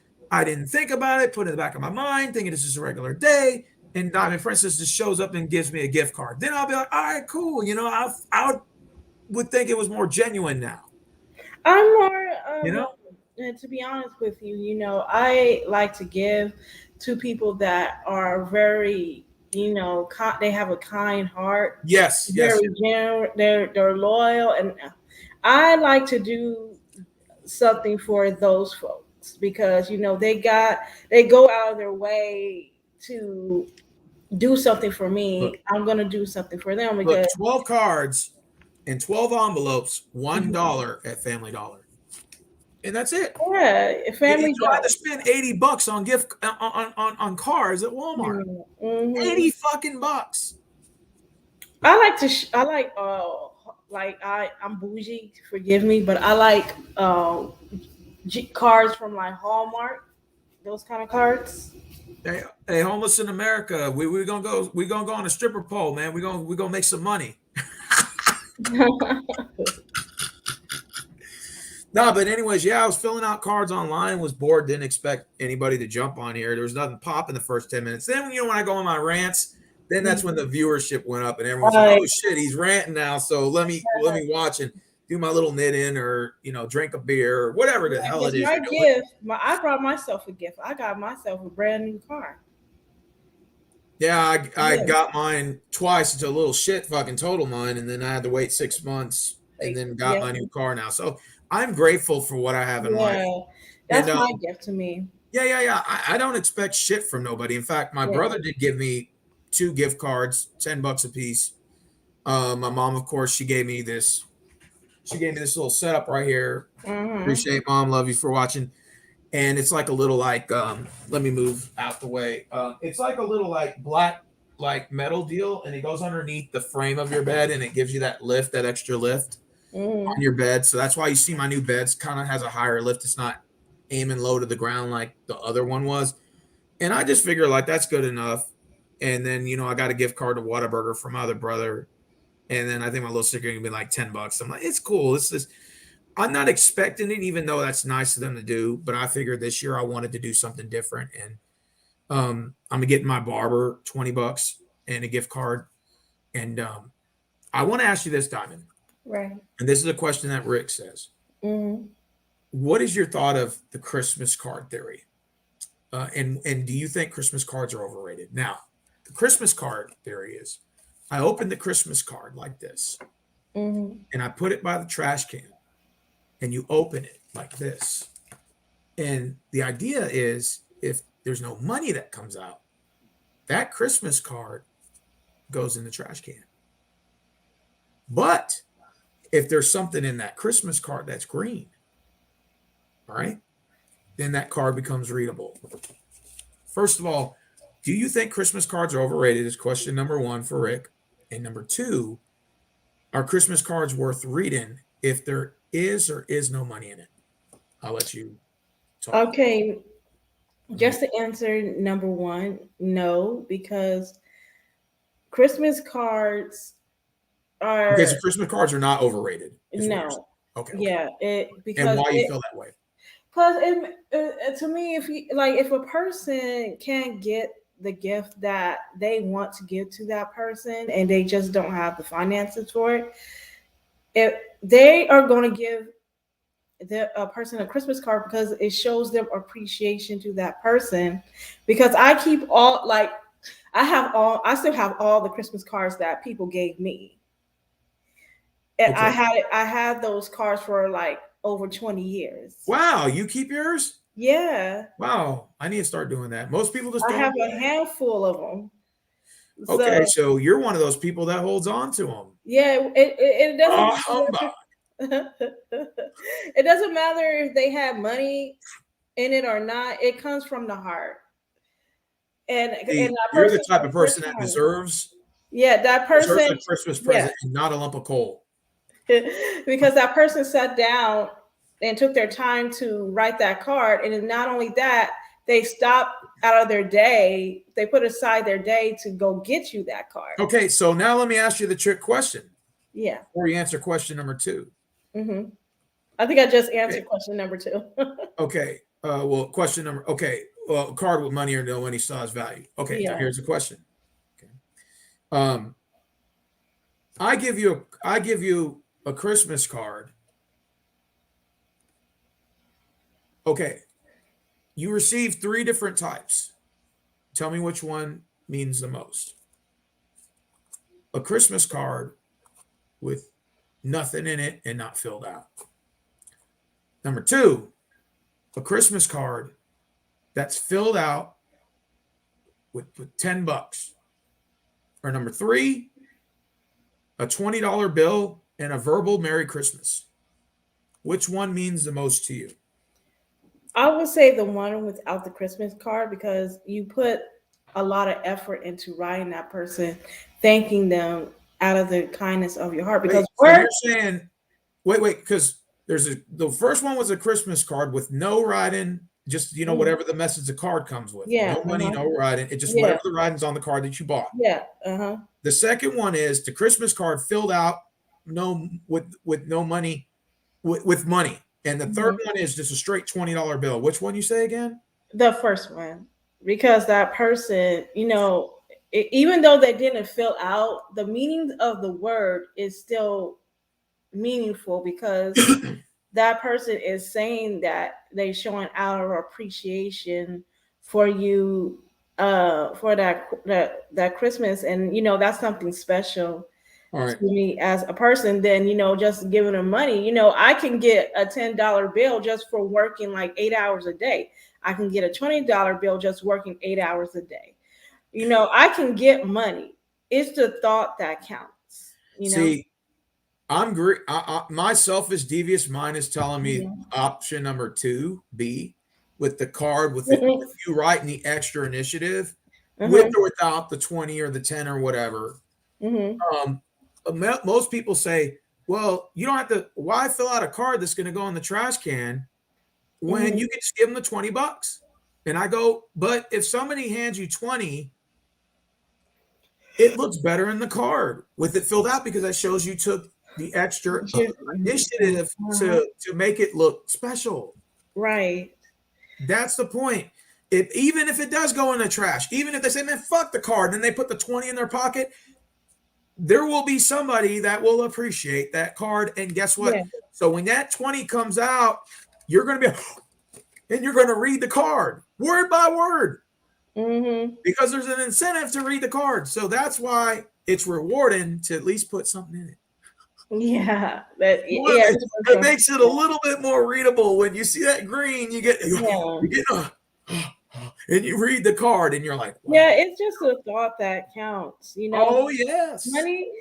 It's good to receive money, but to me, what it comes from the person's house is what matters the most than the money. Because I had people that gave me money and said Merry Christmas, but just anybody can just walk up and give $20. It doesn't show any creativity. It's the holidays. It's Christmas. You're supposed to have a Christmas card. That's like saying, hey, I'm having a Halloween party, and you show up and there's nothing at my house that signifies Halloween. Would you feel like you were at a Halloween party? No. Look, I got lights in the background. I got all this cool stuff. At least you walk around and you're like, okay. I was supposed to put a Christmas tree up in my apartment, but I was like, just carrying that heavy thing from all the way up to the very first. Oh my God! Like I was like, maybe next year, like the tree, because trees are heavy. Well, you can always buy an artificial tree. We got them at Walmart. Cute little artificial tree for like $20 instead of like a real tree, because artificial is not all that messy, Yeah, I mean, and there's not a lot of cleanup, and you have to drag a big ass tree out of your house for somebody that could give 2 fucks less about it. Yeah, just put like an artificial tree, nothing fancy, and then just put a little ornaments. Of course, decorate it. Don't just have it leaving like that. Put some make it creative. Put some little dollar decoration you can get at Walmart. Probably cost you about $20 probably to have something a little nice, and then have it set up, and then boom, and then you can just hand the presents out. You don't even have to stick it under the damn tree. It makes no damn sense to run all the way down there to go have to put a damn tree up, because at the end of the day, when you put that tree up, you just got to drag that damn thing out of the house. And I know that's heavy. That's really heavy. Yeah, fuck it. I trust you. I picked up a real Christmas tree before. Oh my God, never again. Like Rick, you can go to Walmart and get an artificial tree. They got them for like $10 fucking dollars. Yeah, Nothing fancy. Just hang a couple of ornaments. You got a tree, dude. yeah, and those You look like Clark glass. Griswold and shit, dragging that shit up the damn roof. You ever seen National Lampoon's Christmas Vacation? That dude's dragging that big ass tree in the house. Screw that shit. Yeah, Chevy Chase. Yeah. yeah, I decorated a tree when I was still staying with my dad. I brought a tree and I decorated it because my niece she was born that year, and I just wanted to make the house feel warm for her, and and make it like a nice Christmas for my you know my niece, because Okay. she's very special to me. Merry Christmas to you too, LA. Originally. Now that I have a niece, this is her first Christmas. Okay, cool. Yeah, she no, actually no, she just no, this is her second Christmas. How old is she? She's one. Interesting. So Yeah, she's at the age of like where everything's just going, life will speed before your eyes. Next thing you know, yeah. she's one today, she's 50 tomorrow. Oh yeah, With and social media, you just age quickly now. I know. And, and then, My sister has I'm gonna have another niece on the way. So. oh shit! Now Yeah. you gotta get presents for somebody else. Bah humbug. I don't mind it. They're kids, Well, I just put it like, I was joking. Now, is there anybody in your family that deserves a lump of coal? I know plenty in mine.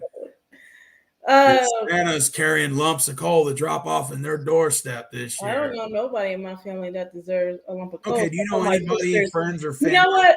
My Shit. sister's husband, I would give him a lump of coal, but I see that he is trying now. I don't even know. But he been try to silver up. Okay.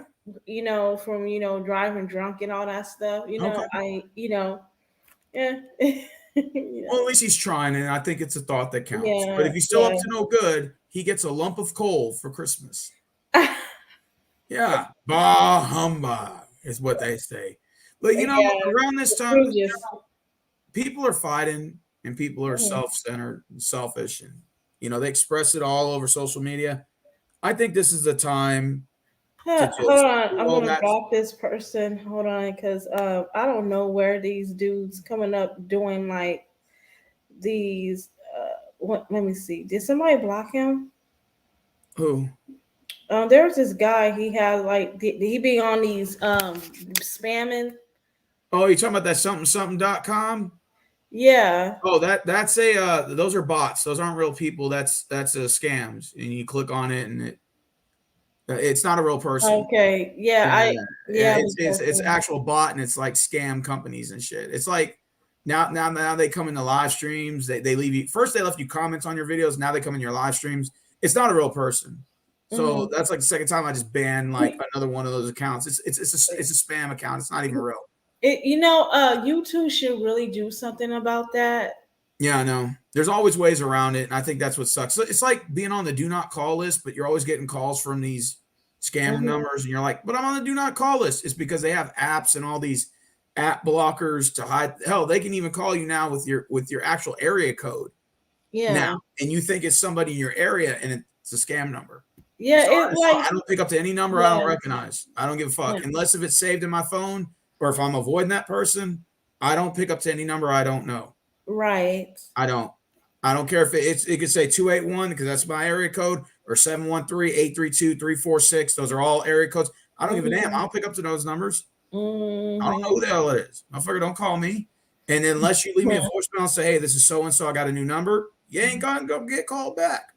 Exactly. Well, yeah, I don't pick up those scams because I think those calls are scams. And now that the internet is becoming more popular, people are using the internet. I think they're using the internet to, be spamming and all that stuff. I'm like, oh, yeah, it's just a new form of scam. And it's like no different than these, scammers that used to call you. They used to call back in the day. And now it's like they know you're not going to pick up to some odd number from another country. So they have like these apps now to where they can call. It's like a WhatsApp number. They can call your phone and it'll show up as a 281, and that's not even their number, but the number shows up so you'll pick up. And you think it's someone in your area or an emergency or something. So you just answer. Now they even have some that are even worse. Like they can call you and say, is this, whatever your real name, Diamond, for instance, I'm not going to say your real name on here, but they'll say, is it so-and-so? And you say, yes. They take that, they record that voice, and they use it to apply for online credit in your name. Well, nobody can apply for that's why I don't answer those phone calls. Yeah. Like they did call me one time. They were like, is this Stephen Rose? And I'm like, who is this? And they're like, is this Stephen Rose? Like they're trying to get me to say yes. And I'm like, who is this? Well, we just want to know, is this Stephen Rose we're talking to? I'm like, who is this? That's all I kept saying. And I just hung up. Because I already know what they're trying to do. They're trying to get me to say yes. They tried to steal your voice. It doesn't matter. Oh, yeah. And they can use your voice to apply for credit. Oh, yeah. There are all types of scams. You got love romance scams. You got, that's why I always say, that's why I deleted a lot of those dating apps back in the day, because a lot of them I was encountering was those motherfuckers pretending to be somebody else. So I was like, man, fuck this shit. You don't know who you're talking to anymore. So I just delete everything now. Leave me alone. I don't read spam emails, so they can't get me on there. The only thing they try to do is call my number from a landline or an area code in my area. That's the only way they try to get me. But now I don't answer if I don't have your number saved, or you don't leave a voicemail specifically tell me who you are, and I recognize the voice. Oh yeah, I know that person. I'm the same way. I'm not gonna call you back. Yeah, I'm the same way. Oh yeah.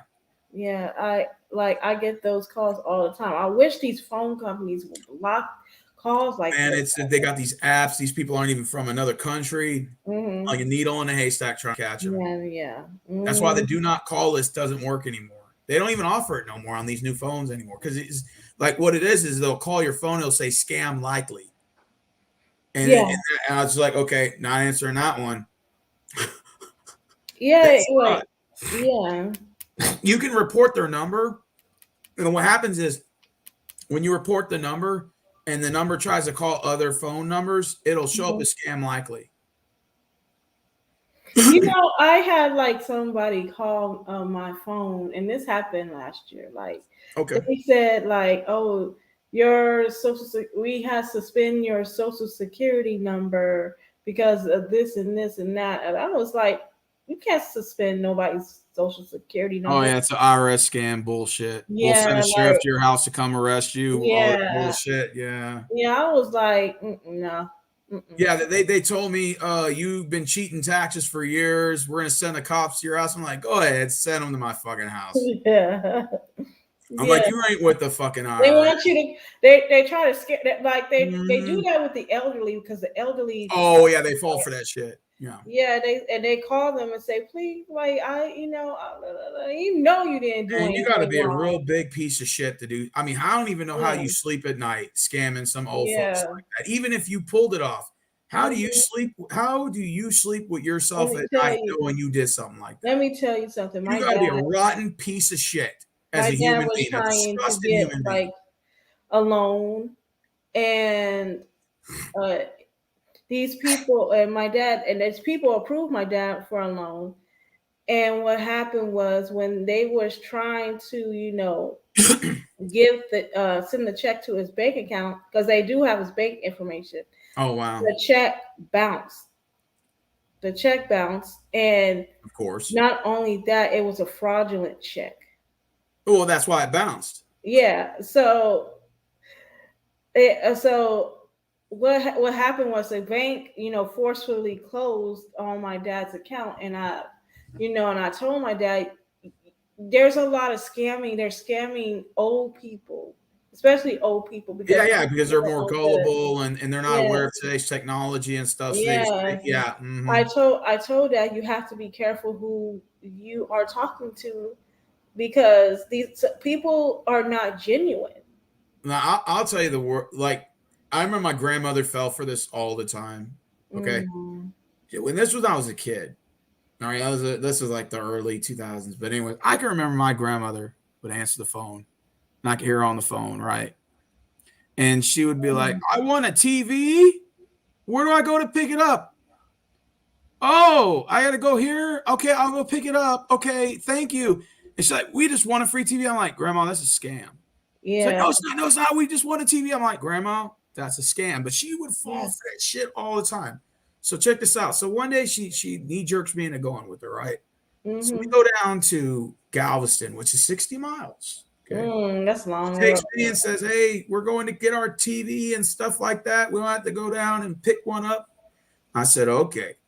So we drive down there to go pick up. We go down there to go pick up this alleged free TV she won, right? And when we show up to pick up the TV, it was nothing but a bunch of okay, you know when you go to a job fair and they got different like areas of people who sell stuff or try to hire you, like you may have like Verizon Wireless, HEB or Sonic, and you have like all these different places. It was basically like you had one station where they try to sell you cars, one station where they, try to sell you this or that, paintings, artwork. They had like different stations, but basically it was to get you to go down there so that you could buy products from these stations. And I'm like, Grandma, I told you that this was bullshit. There was no TV. It was a bait and switch. It was like they were saying you can win, and there was no TV. It was no TV. You just went down there and they tried to sell you a car, or they try to sell you a painting, or they try to sell you food, or whatever it was they were selling in different stations. But there was no TV, and I told her that don't fall for this shit. Yeah. They don't do those scams anymore because it's inconvenient. Now they just try to get your shit online on the, your credit app and your identity and all that crap. So they try to get you on the phone, with technology now is a lot more faster. So those days are gone. Those pick up the TV scams are done. You have a question Got in these the new chat. online scams that are even way worse because they could draw your whole bank account out. You have a question in the chat. Okay. All right.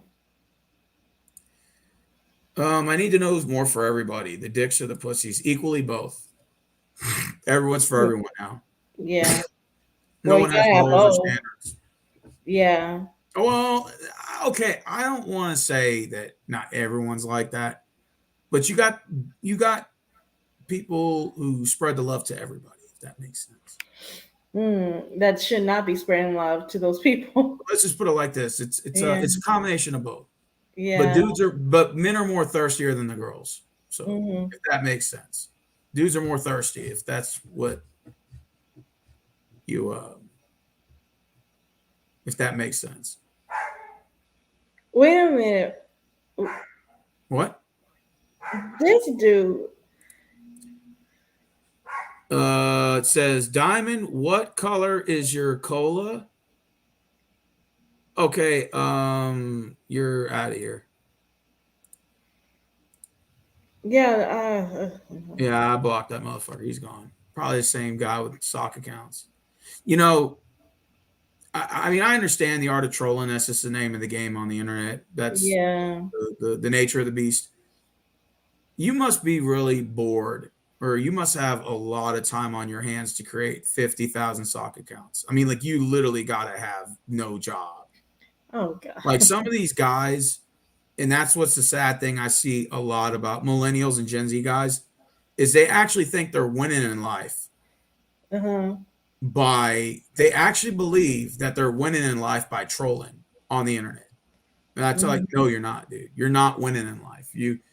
This energy that you're doing is trolling. You could be doing that working a 9-to-5 job. No. Or you could have a second job. But instead, you want to spend 12 hours trolling. What are you getting out of that? Now, if this person was to tell me this in real life, he wouldn't have got slapped. Oh, absolutely. Yeah, he wouldn't got slapped because why would you ask a woman that question? Okay, Rick. Let me answer that question. Dicks or the pussies? Now you're asking on Facebook. There is no real answer to that. It takes two to tango. Women select their sexual partners, men determine the relationship. And that's the reality of what it is because women pick their sexual partners. I mean, all bullshit aside, you could have 300 guys go up to a girl, but she's ultimately going to pick one of them, maybe none, maybe two. I don't know. Every person's different. But women pick their sexual partners. Yeah. Men submit the applicants. She determines the sexual partners. Now, men, majority of the time, determine the relationship part. Now, why I say that? Because she ticks the sexual partner, but it's still up to him if he wants to pursue the relationship too. Yeah. That's where it becomes an equal standoff. You Mm-hmm. know what I'm saying? So, and some girls do determine the relationship, Rick, but most times it's usually the guys. Because I mean that's just the reality of it. I mean, I know it's a not a one size fits all answer, but that's vastly majority of most of the relationships. Because many of my homegirls, they'll say this all the time. I denied most of these dudes, and I picked this one guy, but this one guy doesn't seem very serious about the relationship. So you see what I'm saying? So she selected that one guy, but it's still he has to want more than just sex too, right? So Mm-hmm. that's why I say men determine the relationship part, and usually the proposal, because when it comes to marriage, who's the one that drops on one knee? Mainly, it's the guys. They get on the knee, make the proposal. You know what I'm saying? That's why I say women determine the sexual partner, men determine the relationship / marriage. Mm-hmm. That's my opinion on Right. it. Okay. So that's the answer. Okay, so Diamond, what's the nicest thing you've ever done for somebody that's not your family and kin or friend? Or it could be your friend, but somebody not in your immediate family. Well, I Fuck can boy say lover. that I gave a homeless person money. How much? I would say the most that I gave a homeless people was person was $20. I've done that. 20 Yeah. bucks. I've done that too. So yeah, so they can be able to buy a meal or something. That's the most I gave to a homeless person. You know, I'm gonna give you a true story. One time I had a homegirl of mine who she was asking me for money, right? And Hmm. and she asked me like, some, and I said, "What you need money for, girl?" Because then my spotter sense to start kicking off. And she said, "I need money." And she said, "Look, I'm gonna be honest with you. I just had a newborn, and I need money to put food on the table for my kid." Hmm. She said, "I'll even suck your dick if you give me money." You know, Oh no. she said, "I'll suck your dick." And, That and, kind of and- reminds me of that one movie by but no, wait. Let me finish though, and I'll let you mhm, talk. mhm, The man sense in me said, "Go for it, take the deal." And the other part, the conscious of my mind, your subconscious tells you when it's wrong and right. Told mhm. me, man, you you need it. Sure, it's pleasure, but wouldn't you feel bad after that? And I said, my conscience got to me. All right, Mhm. so we're in the back seat of the car messing around, just making out, nothing fancy. She let me Mhm. give me head, but my subconscious got to me and said, man, why don't you just do it out of the kindness of your heart without expecting anything? So she told me to pull it out. All right. And I said, look, I'm going to be honest with you. I'm going to have to reject this. I said, and I know you're probably going to look at me like I'm weird. Most men probably would think I'm weird at this point sharing this. And I said, look, I just feel guilty about this. I said, how about I just take you to the store and buy you groceries? And then I'll help you put them in the house. And she said, okay, that would be better. So I spent $100 on groceries for her, and I helped her put it in the house. She said, thank you. We still talk to this day. She probably doesn't remember, but I remember this story very well. And I said, I could have taken the head and just, but I just felt guilty about it. I felt like I was taking advantage of the situation because she was in a dire need. And I'm not saying I deserve any moral high ground for this. Of course, I'm not perfect, but my conscience got to me, and Mm-hmm. I felt like to help her out, it meant more that I did that and didn't feel like I was taking advantage of her. You know, I felt like I was taking advantage of somebody in a disproportionate. You know what I'm saying? Mm-hmm. And that's why I just said, just let me buy you the groceries and we'll just call it even. Just don't even worry about it. You know, Yeah. I thought about her kid, her newborn, and Mm-hmm. her in that position. And I just said, man, it would be different if Mm-hmm. she just needed money for her cell phone bill, gave me some ed, and then called it even. Okay. But when she mentioned her kid and how he needs diapers and he needs food, and I was just like, I just sat there. I was thinking about that kid, man. I was like, man, am I doing this right, man? Is this really? I feel like I'm taking advantage of her. You know, like I'm taking advantage of her and her Yeah. kid. I feel that way. I'm feeling some type of way. I just said, man, I'll just buy you and your kids some food, man. Don't worry about this shit. So I just bought her the food and, went about my, Yeah. I guess, but it relates to this Christmas thing, man. It's the act of giving without receiving anything. So, Diamond, when you do nice things for people, do you always expect stuff in return? No. Okay. Yeah, Okay. yeah, because I just do it out of the kindness of my heart. I don't, expect people to do the same for me, or I don't ask people, hey, I gave you this, where's where's mine in return? No, I don't do that because that's like, it's just like you plan to do that. You expect somebody to give you something. I know somebody that was like that too.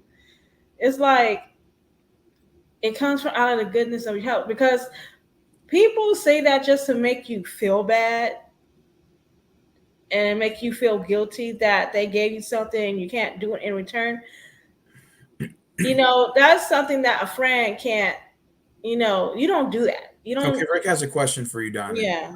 I think I answered this already, Rick, but I'll let Diamond share a taste of it. Have you ever had a friend and or relative um, did something for you, but was insisted that you return the favor or do something for them and reminded you of it? You ever had that? Mm, yeah. They did something nice for you and then they expected something. Now you can say a date, a guy bought you cheeseburger, expected No, sex. But I no. mean, like, have you ever had somebody do something nice for you, but they expected you to return it? I think I have been in that situation before, and it's really annoying because I didn't ask you to do it. You did it out of, Facts, out of, facts, out of facts. the kindness of your heart. So why would you expect me to do something out of return? It's like, you want something out of me.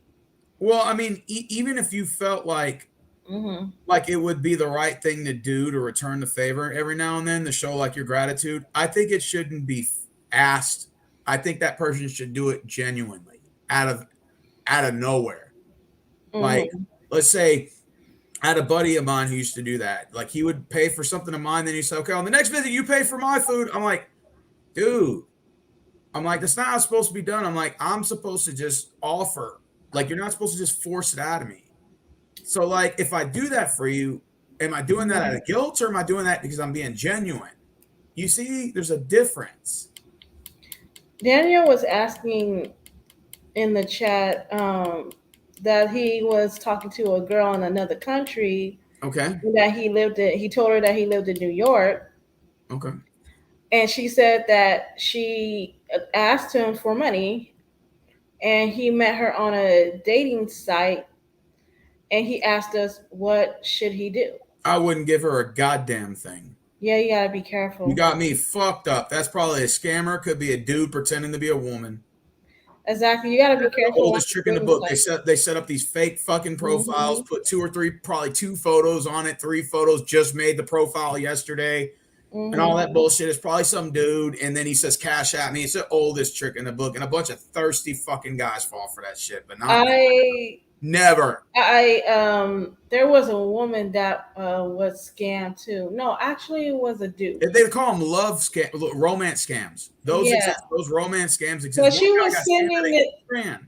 She was sending this guy money over there because he was asking for it, and she would send him like $2,000, $3,000, $4,000, and the dude was saying, and wait a minute, yeah, this man pretended to be Tyler Perry, and yeah, and the guy would say, yeah, uh, we were where she was on. I forgot, was it Dr. Phil? She was on Dr. Phil. You should look it up. She was said that we're supposed to get married, and all that stuff. I was supposed to live with him and all that stuff. And she said it's been going on for like almost 10 years. And Wow, online. yeah, and she never met Tyler Perry. He never, and I'm like, Tyler Perry was rich. Why would he ask this woman for money, first of all? And this woman, she's still stuck. I can't believe people are fucking stupid like that. Like Yeah. there was one guy on the news that fell for that shit, and he gave her like 80,000, and then when he asked for a video or something, like it was two dudes talking in the video and showing like some fake money or something. I don't know what it was, but he's like, then I realized I was scammed. I'm like, and he's like, y'all are probably asking, why would I be stupid enough to do that? He said, I thought it was real. I'm like, what an idiot. You deserve it, you moron. Yeah. And some random person profile, you can't even verify the goddamn thing was real. And then he told her to hold a sign that said like, believe I'm real or something. And she held the sign, but that was ended up photoshopped. And the whole thing was photoshopped. It turns all bullshit. Yeah. Definitely desperate for love. Because this woman, she was still fantasizing about, she still believed that Tyler Perry was going to marry her, and she never met him. He never went to see her. And Dr. Phil, he said he knows Tyler Perry personally, and he's married to somebody else. And unless you got a video chat, people even verify who they are. Why do you think I deleted dating apps? Because half those motherfuckers ain't even who they are. It's like somebody trying to fuck with you. And and she still got in her mind, well, I still believe that we're gonna get married someday.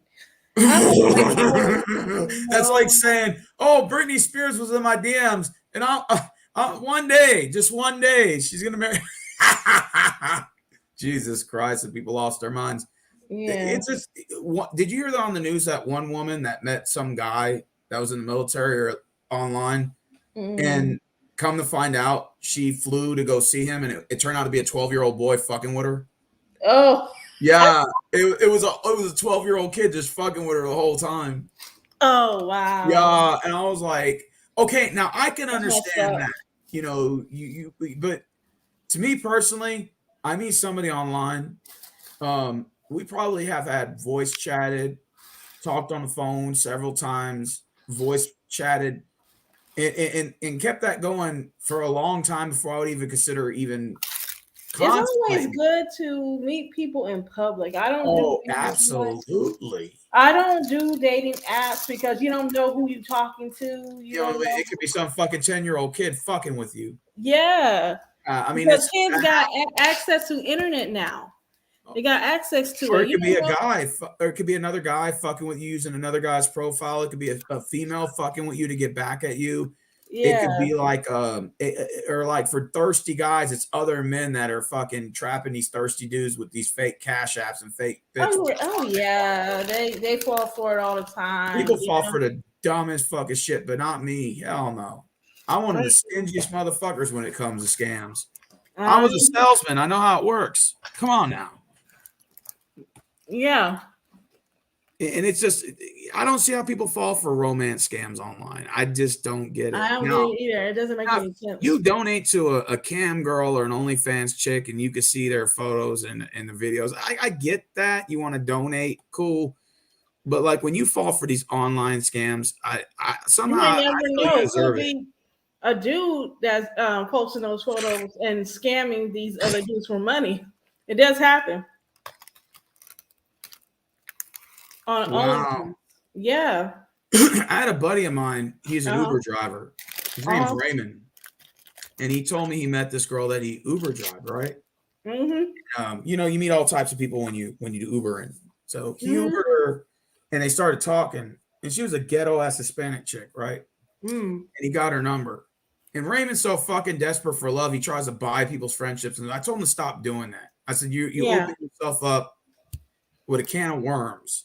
So, Oh, yeah. anyways, he said that she texted him out of the blues. He had already met her in person and everything, and she said that she was being held at hostage at gunpoint because she owed a drug dealer money, and he threatened to kill her if he didn't send $150, if she didn't get $150 to him, to this person.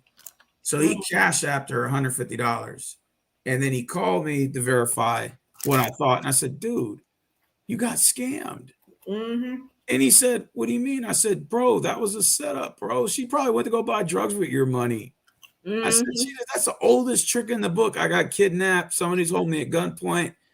Oh, you fell for that? You really fell for that, my guy?" And he was like, "I guess I got scammed." I said, "Well, I could have told you that before you even hit the fucking send button, you idiot." I'm like, "What?" I said, "See, in that case, but Raymond's a glutton for punishment." I told him that. He got mad at me. I said, "See, you get taken advantage of all the time." And then did she ever contact him again? Well, no, she didn't. I don't think. Yes, she didn't. And if she did, she probably could have scammed him again. I'm like, you was a dumb motherfucker for falling for that. You got to be desperate and a fool to fall for that. And he was just like, "Man, fuck you. Go fuck yourself." And he hung up. Mm. And I was like, "Well, if you give me $150, it'd help me go fuck myself." He got his, but it was the truth. Man, I don't get it. It's the truth because you gotta be careful who you're talking to. Yeah, and even Rich, on give me his Facebook. number, I'll scam him. Yeah, you gotta be careful. There could have been a dude on the other. Well, no, you said she might be there in person. Yeah, well, he Ubered her a ride and they exchanged numbers. And then they were talking periodically. And then she said, "Hey, I'm being held at gunpoint by this drug dealer." I said, "It's probably some ghetto ass chick that probably is a drug addict." And she was probably fiending for fucking drugs, and you were a fucking fool, and she saw it and went for it. Facts. And I was like, how stupid do you gotta be to fall for shit like that? Like, how stupid of a person are you? And I just, when I told him that, he's like, "Man, go fuck yourself. Go fuck yourself." And he hung up. Yeah, he probably got mad because he got. He got all in his feelings when I told him that. And then he said, he's like, "I told her, I think I just got scammed." It was something that he probably didn't want to hear. I was like, "Shit." I told Raymond, I said, "Shit, let me go ahead and make a fake profile as a female real quick, and let me go scam you out of $200 real quick. Easy little hustle." He got mad at me when I said that. People, we ain't talking about Pornhub on here. What happened? No, some guy was talking about just watch Pornhub. It's free. Yeah, Pornhub is free. I know it's free, but what are we talking about? Well, as opposed to getting scammed, it's better to watch Pornhub. You don't have to fall for these scams. Now, women fall for it too. They get these romance scams from Africa. Some American guy who's real handsome in an army suit. You get those? No. Yeah, but my homegirls get those on Facebook all the time. Of guys like military veterans, army guys, all buff and shit, contacting them like, "This is so and so. I could be your dream boat. I want to marry you," and stuff. And believe it or not, women fall for that shit. Oh yeah, it's like, because we like good-looking men. You can't help it. You like good-looking men. Yeah, but man, you gotta verify that shit's real, man. And why would you just send somebody money like? And he's like, "I just need $1,500 to get back to the United States so that we can be together. We can be together." Oh wow.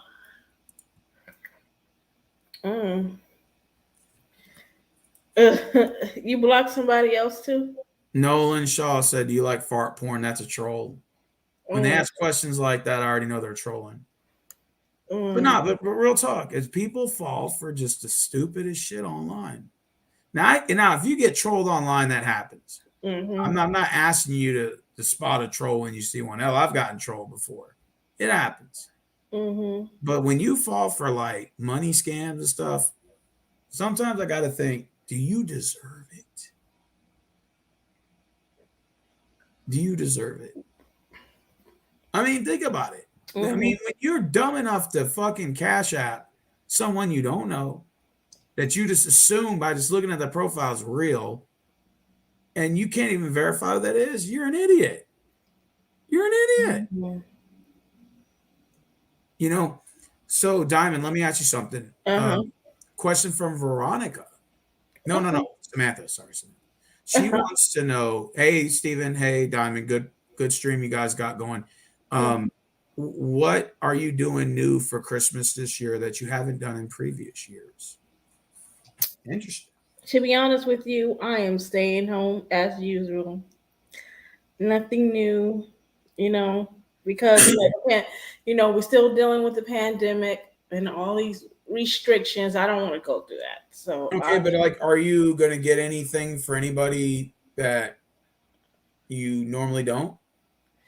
I haven't really thought about that. Okay.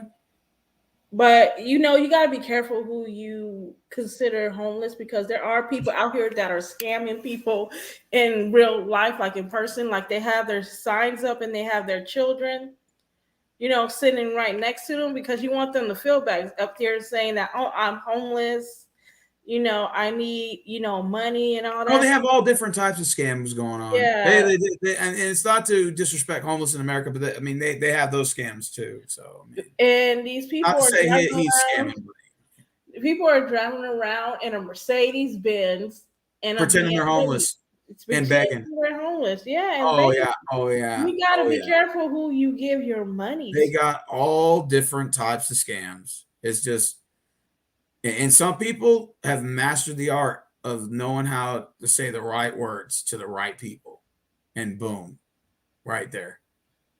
Yeah. That's why it's important as a person that you have to educate yourself and to have self-awareness.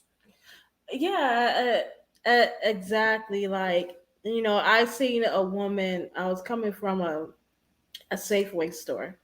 So I seen a woman with her kid, and I looked at the way they dress because I know what homeless people, are. Homeless people, they're not going to sit there and hold up a sign begging for money. They're sitting there on a corner hoping that you give them money. I know the difference because I'm not saying that there's people that are homeless that are, not clean, because there are clean homeless people, but I know a scam when I see it. Some people use their children as part of the scam, Yeah, that's what. because naturally you see poor children, Hmm. that can't that are in a position where they can't get out of that, Right. and so as a person, you feel bad and you're like, damn, if I don't do anything, I'm not just affecting I'm affecting that kid. So it's Yeah. just natural and as human mentality to just give that $10 or that 5 or that 20. You see what I'm saying? And I'm not saying it's all bad, but sometimes you have those that do use their kids to sell the idea Yeah. they're Hmm. in an unfortunate need when in Because fact. they want people to feel bad. Because I saw this twice. I saw a woman with her child on the side of the freeway. The most dangerous thing you could ever put a child in is sending them by the freeway, and one by, a grocery store. Okay. But the most dangerous is putting the kid right by the freeway. It's like, dude, like, what are you thinking?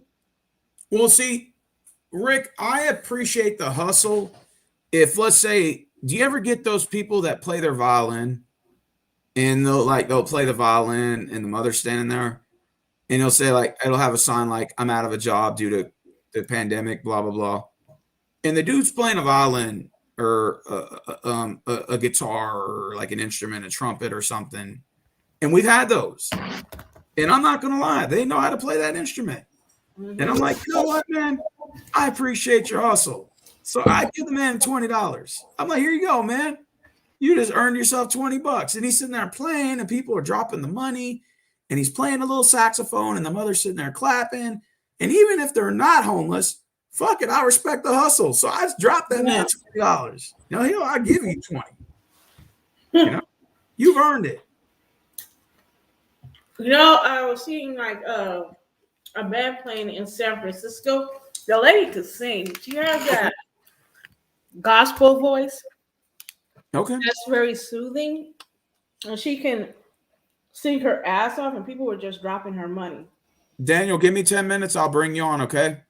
I'll give me 10 more minutes. Okay. Mm-hmm. But I can respect the hustle for some people that apply that to a lend and help. Mm-hmm. But there are some people, of course, the bad ones, that take advantage of the situation, using their kids and stuff, and they're not even homeless. I saw one time where this woman and her kids were begging for money at the front of the door. Mm-hmm. And little did they know that I saw them coming from the car. They had a big ass van.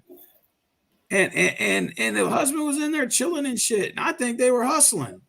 I think they were just hustling and just taking advantage of the shit, just saying they were poor. I honestly think that they had money. I just think that they wanted more.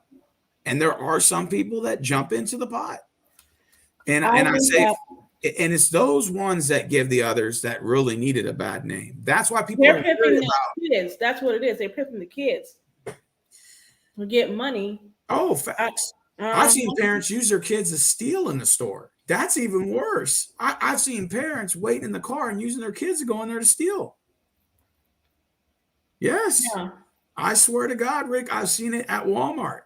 You see the worst at Walmart. I've seen them use their kids to steal and tell their children to go steal in the store. I'm like, what the fuck are you doing, man?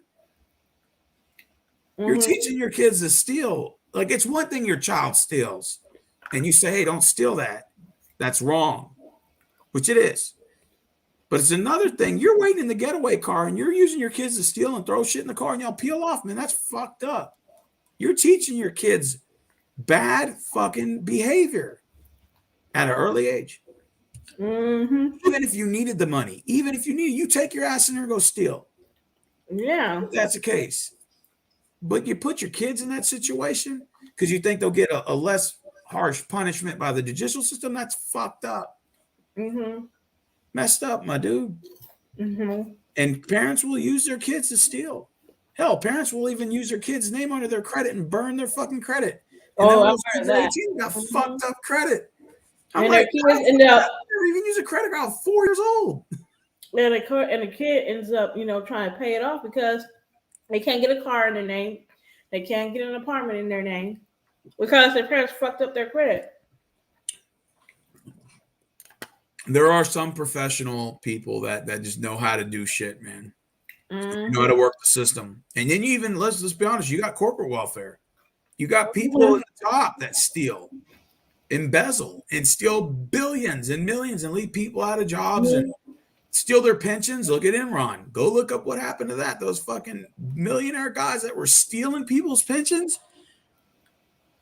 And some of them went to prison because one rolled on the others.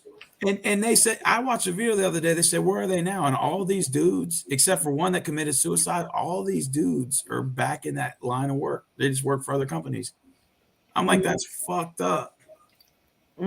So you do have corporate welfare too. It exists on both the poor and the rich end. But it's easier to kick a man when he's down and pick out the poor. But nobody ever says anything about rich people who also take advantage of the system as well. Oh, yeah, they do. Yes. So that is true, Rick. I agree.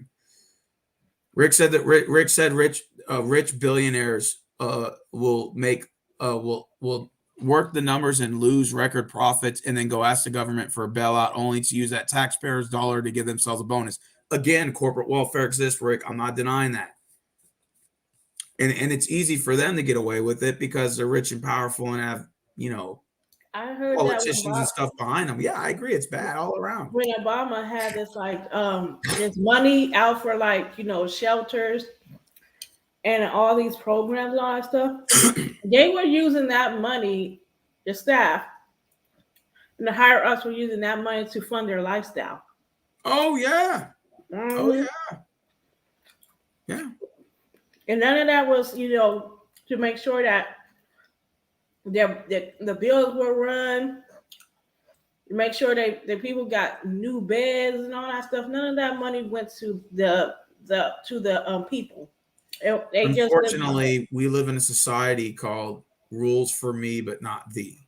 And the sad thing about it is when you're selfish and self-centered and you don't put others before you, I get it's a dog Mhm. eat dog world and you got to fight to get your own. I get that. But when you don't Mhm. have compassion and you don't do shit for other people and you only care about yourself, that's Mhm. also not good either. Yep, You see that's what I'm saying? true. And Mhm. rather you're on the rich or the poor and it's bad all around. Mhm. You only care about yourself. That's not good. And I think until people start working as a team and start working together and being kind to one another, things will never change. And I know the world's not all purple flamingos. My brother Mhm. used to tell me that. You think the world's supposed to be purple flamingos all around? No, never said that. But when Listen, people stop caring, that's when people start stealing out the cash register. Now go ahead, Don. look, David Carroll just passed away. Yeah, I know. God rest his soul. Yeah, and his last video that he talked about was ridiculing black women while he was on his deathbed. Okay. Now, what he shouldn't have done in his last moments, he couldn't have, say words of wisdom to men that was his followers to, give to the world, make sure you pay your child support, make sure you're taking care of yourselves and all that stuff. But he just went on a rant talking about black women on his deathbed. And you guys, we don't have long to live. We're on a time scale. Oh yeah, facts. We're running out of time. And you have to do something. You want to leave a legacy on this earth. You don't want to leave the earth bitter and angry, because Exactly. when you bitter and angry, you're gonna die bitter and angry, and that's the worst thing that a person can die from. Worst thing to do is to die alone and everyone hates your guts. Yes. People could sit here and say, I don't care what people think about me. Uh-huh. That shit's only when you're young. But when you're older and you become an old man or an old woman and you're way past Okay. your prime and other people are doing the hustle you used to Mm-hmm. do and you're sitting there on your death fucking bed and Mm-hmm. everybody hates your fucking guts. And when you call your kids or you call this person, like, hey, go fuck yourself, that's when you realize that shit got real. Mm-hmm. That's nothing that money can buy or money can save you from. When you're Mm-hmm. on your deathbed and everybody's telling you you can burn in hell, yeah, you got a problem right there. You Yeah. got a serious problem. And you can sit here and say, I don't care. No, yeah, you do. It's Because only we when, waste our lives on the internet. oh, yes. Like most people live on the internet and they're not going out and seeing the world for what it is. We have to help each other out as human beings, because let me tell you something, our government is not doing enough. Oh, We they're not have doing to, anything. yeah. Oh my god, it's time for people to do from themselves, build housing. Like there's enough money in the community to build like another apartment or to build another house, so that people can be able to have a roof over their head. Exactly. I don't And think that anybody should be homeless. I think and it's sad when that we you have homeless. yeah, and when a community build those apartments, it's owned by the community. The government has nothing to do with that. They can't do anything because they didn't build it. So as people, we need to help each other out here, because it's hard to get off the streets. It's very hard to get off the streets nowadays because everything is expensive, and nobody has mercy for us. The only thing people can care about is ourselves, because we're the community and we need to Understandable. Yeah. help each other out. And that's the best thing you can ever do, and leave on this earth, is for a legacy, so that your children can do the same thing. Yeah, you definitely want to pass a torch and have your kids, Yeah. replicate, what. you've done and or be better than I that. drove around I think the east side of San Francisco. Oh my God, it's like another Skid Row. Oh yeah, Oh gosh, it's like bad all around Cali. yeah, it's like another Skid Row. It's like you see homeless people on the streets living in their tents. Some of them don't even have tents. They're just there because they have no place to go. And we're so concerned, you know, with materialistic things. We cannot, we already tried the government. We tell the government, hey, what are you guys going to do with the homeless population? And they haven't done it yet. So it's up to us as a community to step in and build these houses, like these apartments, so Well, that I don't know if it's up to the community per se, but definitely it's uh, something that needs to be addressed when the yeah. elections come, and that we need to start talking to But our here's the thing: city we local went officials. after election and election. What happened? What But we like get to homeless simply not people? vote. It like we like people. I They think that's a haven't good given way it. to if no one's voting and playing the game. I think Yeah. that's a way to start the conversation. How you Right. can have an elections when no one's voting? Mm-hmm. Just Exactly. saying. And because if you guys live in an apartment and you guys know you're paying over $2,000 to $3,000 on a 1 bedroom and a 2 bedroom, it's up to you to speak out instead of complaining. Oh, it's too expensive. Oh, this is so expensive to live out here. You guys have to speak up, because if you don't speak up, people are going to say, hey, they must can't afford it. So I think they're people not- in California should start demanding more from their local yeah, officials to yeah. step in and make decisions. Mhm. Absolutely. Yeah, we need to do a little bit more. Absolutely. That's why California is in the position it's in. And Yeah. unfortunately, it's affected my state because a bunch of people from California are moving here, which I don't have a problem with that, but it's driving everything up here. And it's just, it's just, again, and it's not their fault, Rick. I'm Mhm. not saying that. Not blaming the people of California, but I'm just saying that it's time we need to start addressing these issues. And I think the next Mhm. general elections that come is a good way to voice our opinion by just simply not voting and playing the game. But here, listen, like, and I'm gonna be real with you guys. When other cities in other states see like California, New York, and Florida making a lot of money off of people living in apartments that are very expensive, and they're getting money off it, other states are going to follow along, and they're going to raise their rent. They're going to raise the Mm. bills over there because they see that it works It's a in the domino state. effect. It's a domino effect. Mm. So, as me seeing that, because my sister, she wanted to move to Texas, because she saw that the housing, you can get a mansion for like what, uh, not even close to like 1,000. But anyways, Well, you can get the price of a home in Texas is almost a third of the cost of yeah, what it would be in Cali.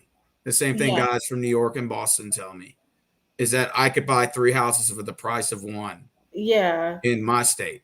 yeah, and you see that Texas is now trying to follow California and New York. That's Well, kind of everything goes up, and it's happening all yeah, around the U.S. It's not just yeah. Texas, I but know it's not just Texas, but people, they see Texas as an scapegoat, especially here well, in Cali. of course, but eventually Yeah, that could change, it and could I change. think it is, and it's everything's Yeah, becoming expensive now, and I know this is sort of weighing off the whole Christmas ordeal, but it's good that this is good to have this discussion, and to bring it up. because everybody wants to have a good Christmas. Everybody wants a roof over their head, and that's something that a person in another country, they will appreciate that, because they're living. To be honest with you, they're living worse than a homeless person in Cali, because they don't have no lights, they don't have no running water.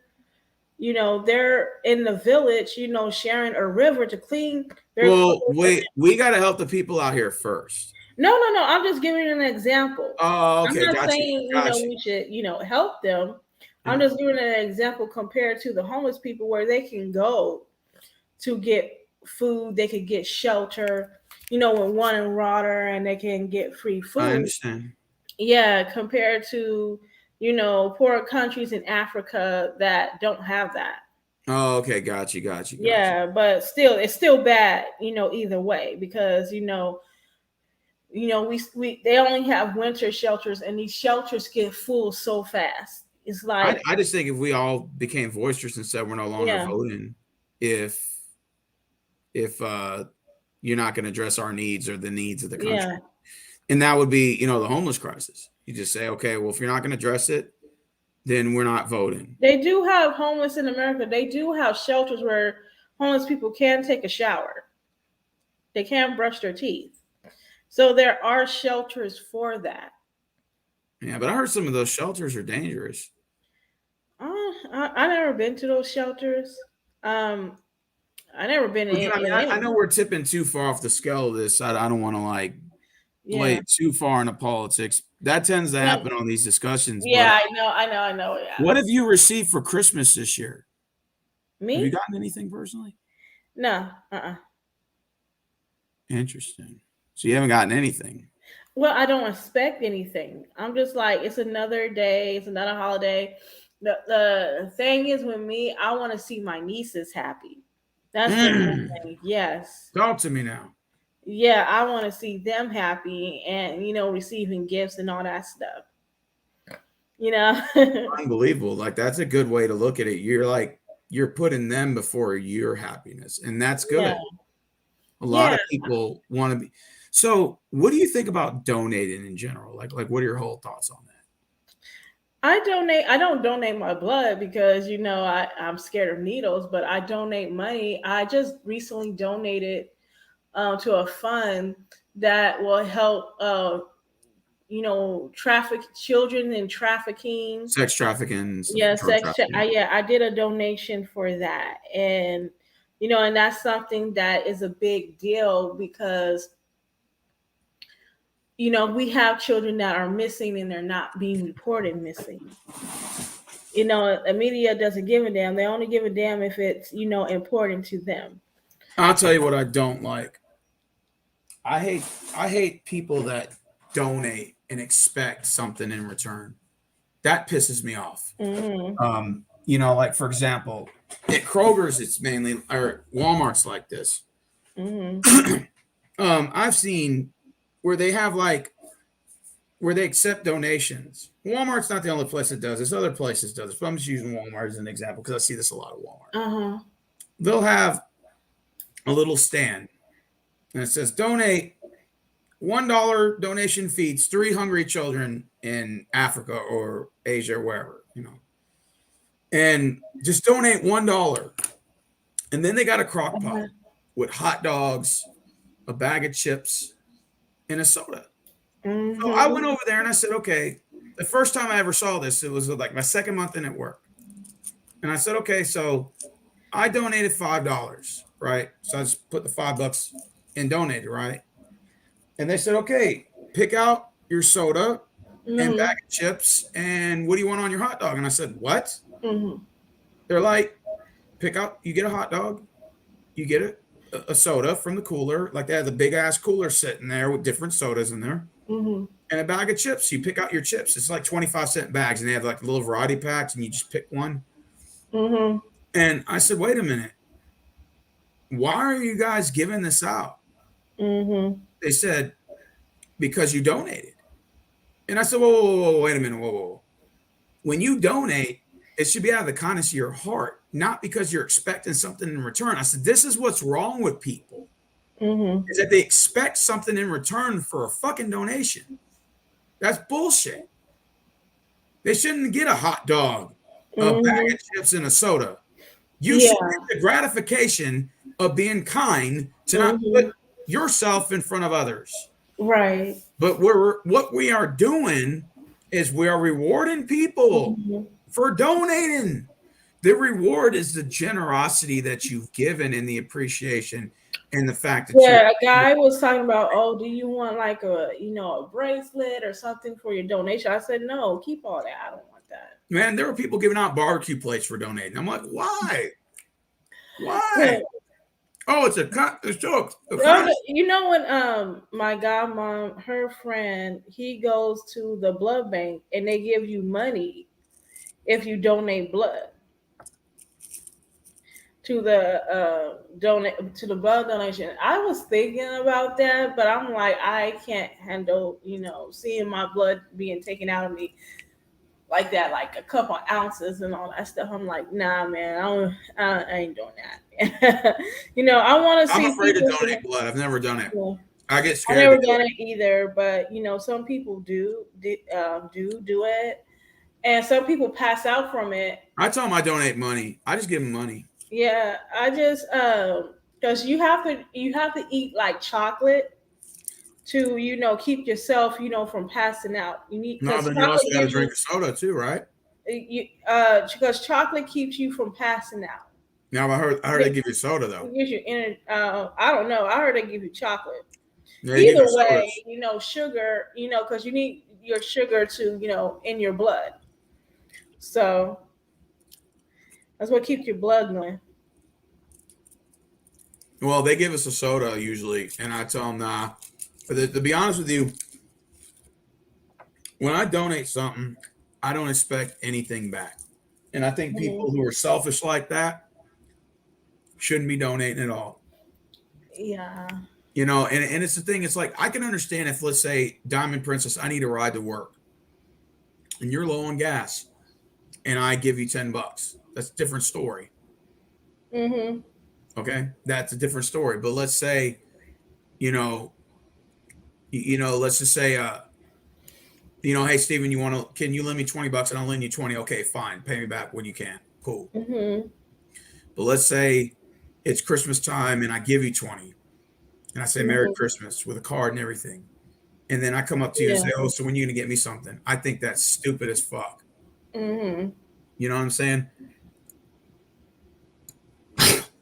I think a donation, it should be out of the kindness of your heart. Oh yeah, yeah. It was out of kindness of my heart because I wasn't going to donate until they said, "Oh, it's for children, it's for sex trafficking." I'm like, "Here, let me give you a couple bucks." Yeah, Walmart does that all the time. Because I was by Whole Foods. I was about to, give me some lunch from work, and they I like, like Whole Foods. yeah, and that's when because they have different people, on that, by the interest, one of the donations and all that stuff, and I just, when they said, oh, it's for, child sex trafficking, I donated right away because we need to have our kids to come back home. That's the ugly world we live in, Rick says. I agree. Hmm. It is. It's It's very ugly, and the only way it can get better, and I know there's people that's not religious, but Christ is the only person that can get the world well, I would say on it comes top. within us. I'd say Yeah, as but individuals need to change our ways. yeah, but It's a as collective human effort. beings, it can start with us, but it's not enough. Yeah, hello, Cowboys Mosh. My bad, brother. It's just she was talking. I didn't want to talk over her. My bad, bro. Oh. I'm sorry, man. My bad. We get all in the conversation. I skip a lot of these comments. My bad. And plus, I'm enjoying a Reese's Pieces peanut butter cup. Check this out. Mhm. And it's got zero sugar. Mhm. Oh, that's good. The Yeah. zero sugar ones. Mm. Daniel asked me a question. Okay. Kwame Brown said that Meg Thee Stallion and Cardi B shouldn't be the voice of the Black community. Also, he said, "The do you agree? If they're doing something positive in the community, yeah, they should have a voice. But if they're not doing anything that benefits the community, then no, because I don't want nobody speaking on my behalf and they don't put nothing in the community. Oh So yeah, I I get get tired of these athletes and yeah, celebrities that talk all this shit, but they never back it man, up. they never do. So I do agree with Comrade Brown on that one. We should actually have somebody that lives within the community that knows the community way better than these rappers to have a voice. Sounds like a Because plan. it sounds more organic and it sounds more authentic when it comes to like a person that is real instead of always putting celebrities in the forefront. We need to stop doing that. We do. We do need to stop glorifying these idiots that make fools out of themselves online and do nothing with our community, and that do nothing to bring any positive. But instead, we got to sub to all these ignorant motherfuckers and follow these ignorant motherfuckers. And a lot of them, they don't do anything. They possess no talent. A lot of them, they get famous for instant. I mean, you can almost do anything nowadays and get famous for it, and not even possess a true talent. Yeah, I think that's like the problem in society is that Go ahead. Yeah. Did you hear that Sweetie? I like her name is spelled so weird. She is going to be she's going to be teaching at USC as a business, major. I was like, well, for one, she does have a degree. If she has a degree, then she's qualified to teach. However, I'm thinking that just because she's a celebrity, they're probably thinking, oh, there's more money that's going to come in the. And they're gonna, she's gonna bring some thirsty guys in. It's the same thing as Matthew McConaughey. He teaches at Texas University, and the class is going to be more expensive because she's a celebrity. Oh, exactly. Absolutely. But here's the thing, like. USC is a private institution. They get rich kids and they had, people that are well known that came out of USC. USC is not hungry for money. I'm going to be honest with you. They're not hungry for money. Is USC by you? No. I used to live by there, but no. No, it is terrible. It's I would not live by USC at all. Okay. It's people getting killed, people getting robbed. Where is USC located at? It's off of Figueroa by downtown. Oh, yeah, that's not good. Yeah, it's by the train. I think it's the Expedition, and it's right by the African American Museum and the what's that museum? The Space Museum, whatever it's called. Like, anyways. The Expedition Museum, whatever it is, to me, that was just a move so they can make more money. Oh, absolutely. For having her there. And I'm like, to me, Sweetie, she's not a great performer to me. But she's teaching, right? She's teaching, yes. Well, there's nothing wrong with that. There's nothing wrong with her teaching, but will the students stay focused? Probably not. They won't stay focused because number one, she's a celebrity. Two, she's a rapper. It's probably just a money grab for the college. Yeah, I think so. It's a money grab, winner, chicken dinner. Yeah, and a lot of kids, like, they're gonna be flocking to her office hours too. Oh, Matthew McConaughey teaches at Texas University, and he gets a lot of chicks that enroll in his classes. Oh yeah, I bet. It's true. When I went to UT, he was teaching there, and his classrooms were not filled with a bunch of women, a bunch of young, thirsty fucking girls. Girls can be thirsty too. Oh yeah. It's just the only difference between thirsty girls and guys is, well, obviously, number one, guys are more obvious about it, and number two is girls are only thirsty for the guys they want. Yeah. Guys are just thirsty in general. Yeah. No, facts. I mean, I'm telling the truth. Well, no, you ain't lying. I bet you they're gonna have The Rock teaching at, Miami University, where he's from. I bet you, because he has a degree in communications. Well, no, The Rock, he actually is, he bought the XFL. That little thing that Vince McMahon had for football, and allegedly he's supposed to expand it to like 10 or 12 teams next year. So The Rock's got an investment in that. Plus, he's a movie star, has got a lot of money, and he gets the girls. But it makes sense. And well, that makes sense in the aspect because he used to play for, his old high school in And he was a Pennsylvania. Miami Hurricane. And he was in the Miami Hurricanes. He Yes. was he played college football, so yeah. Yeah, so it makes sense because he tried, like Dwayne Johnson tried to get into the NFL. But I don't even think The Rock considers himself black. I think he considers himself more Samoan. Because of his He mother. identifies as Samoan. Because the reason why is this, because he spent more time with his mother than his father. Well, but it also makes sense because of his background and everything like that. I think he considers him more like biracial. I don't think he calls himself biracial, but he does. He's more in tune with his Samoan side. Yeah, I've never seen Rock identify as black. Never. But I think he is aware that he's black. He just don't say it. I've never heard him identify as it once. Yeah, I'm not saying it's bad, but I've never heard him say it. Personally. No, because why would you need to? Like, we all know he's half black. Of course. He just in tune more with his Samoan side because he's not around. He wasn't around his dad that much. Oh, okay. His dad was always on the road with the WWE. Samantha said The Rock is fucking sexy as hell. Oh, I'd bang him. Yep. Well, I mean, that's what a lot of girls like him. Well, yeah. Nothing wrong with that. And there's nothing wrong with that either. It's no different than would you bang Britney Spears? I would. My hands up. Yeah, there's a lot of guys who want to bang Beyonce. But I mean, dudes will bang anything nowadays. if it offered himself. So that's what I said.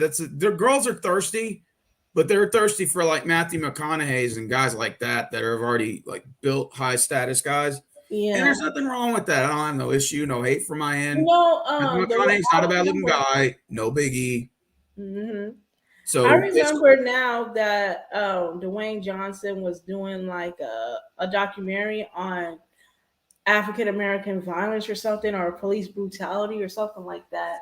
And he got a lot of backlash for that. Well, he never did it though, did he? No, he did.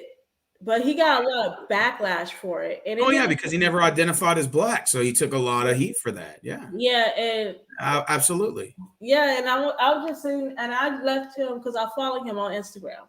So I left him a message and I told him, keep doing what you're doing because, you're fully aware of what's going on in the black community and you're trying to, get, people's voices out there, that are facing a lot of violence in their communities. So, keep doing what you're doing because, people are going to hate all they want. However, you're actually doing something that will actually bring people awareness. Because so, what are your plans for the New Year's? Let's go ahead and pass all this.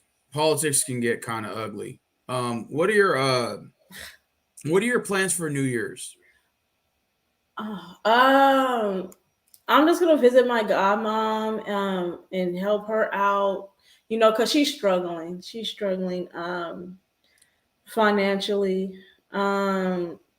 So I can't help her financially, but I'm gonna help her, fill out resumes, and then we're gonna because she loves San Francisco, so I'm gonna take her all the way to San Francisco for New Year's. Yeah. Rick said both of us need Diamond and I should start at OnlyFans. Yeah, we should. We may give easy money on there. A lot of y'all thirsty motherfuckers that donate to us. But we're down. Shit, we're down. Make some easy money. Get the Raymond to get on there and give us some money. Shit. anything, put some money in our pockets. I don't think we're arguing that. Well, people are not cashing. Well, people are not, sending you super chats. So I'll just pull feet pics all day. I guess a thirsty gay man to donate me some money. I'll get rich quick. Well, it doesn't matter. Like, it will be an easy money for me because, guys, they don't care if the woman's fat. Oh, dudes don't care about shit nowadays. They don't. Yeah, they do not care. Like they want people to think they care. They want to see some TNA. Art always said that the man's just one blowjob away from turning. Oh gosh. let me put So what was I gonna? Okay, so what are your New Year's resolutions? Do you have any for next year? For next year, Yeah. I haven't went that far next year. Well, it's right around the corner.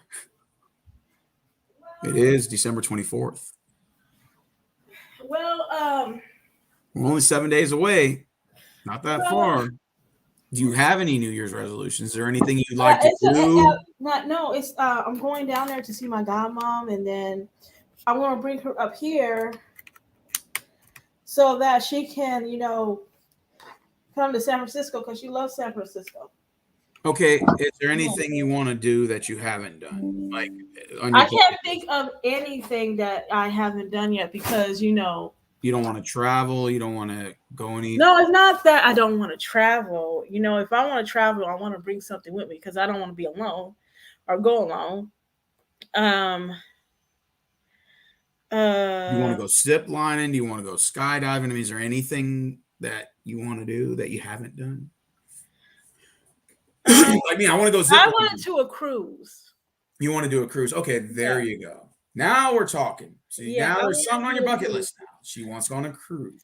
Yeah, Okay. because I've never been on a cruise. I've never been like in the middle of the ocean. It's like scary because you may never know, what's out there in the ocean. Because oh my god, other than that, like I talked to people about it, and they said it's free food.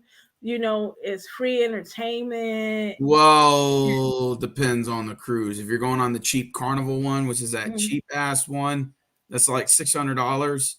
You just Uh-huh. get basic food when you go on there. But if of course they got the shops and the casinos and everything else on the ship, if you want to do all that, you got to pay. You got to come out the pocket.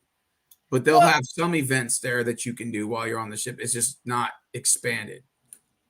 well, it depends. There's one in San Francisco that I usually see Dot right there. So I was like, maybe I should try that cruise. Yeah, because it goes all the way to Hawaii. Really? Hmm. Okay.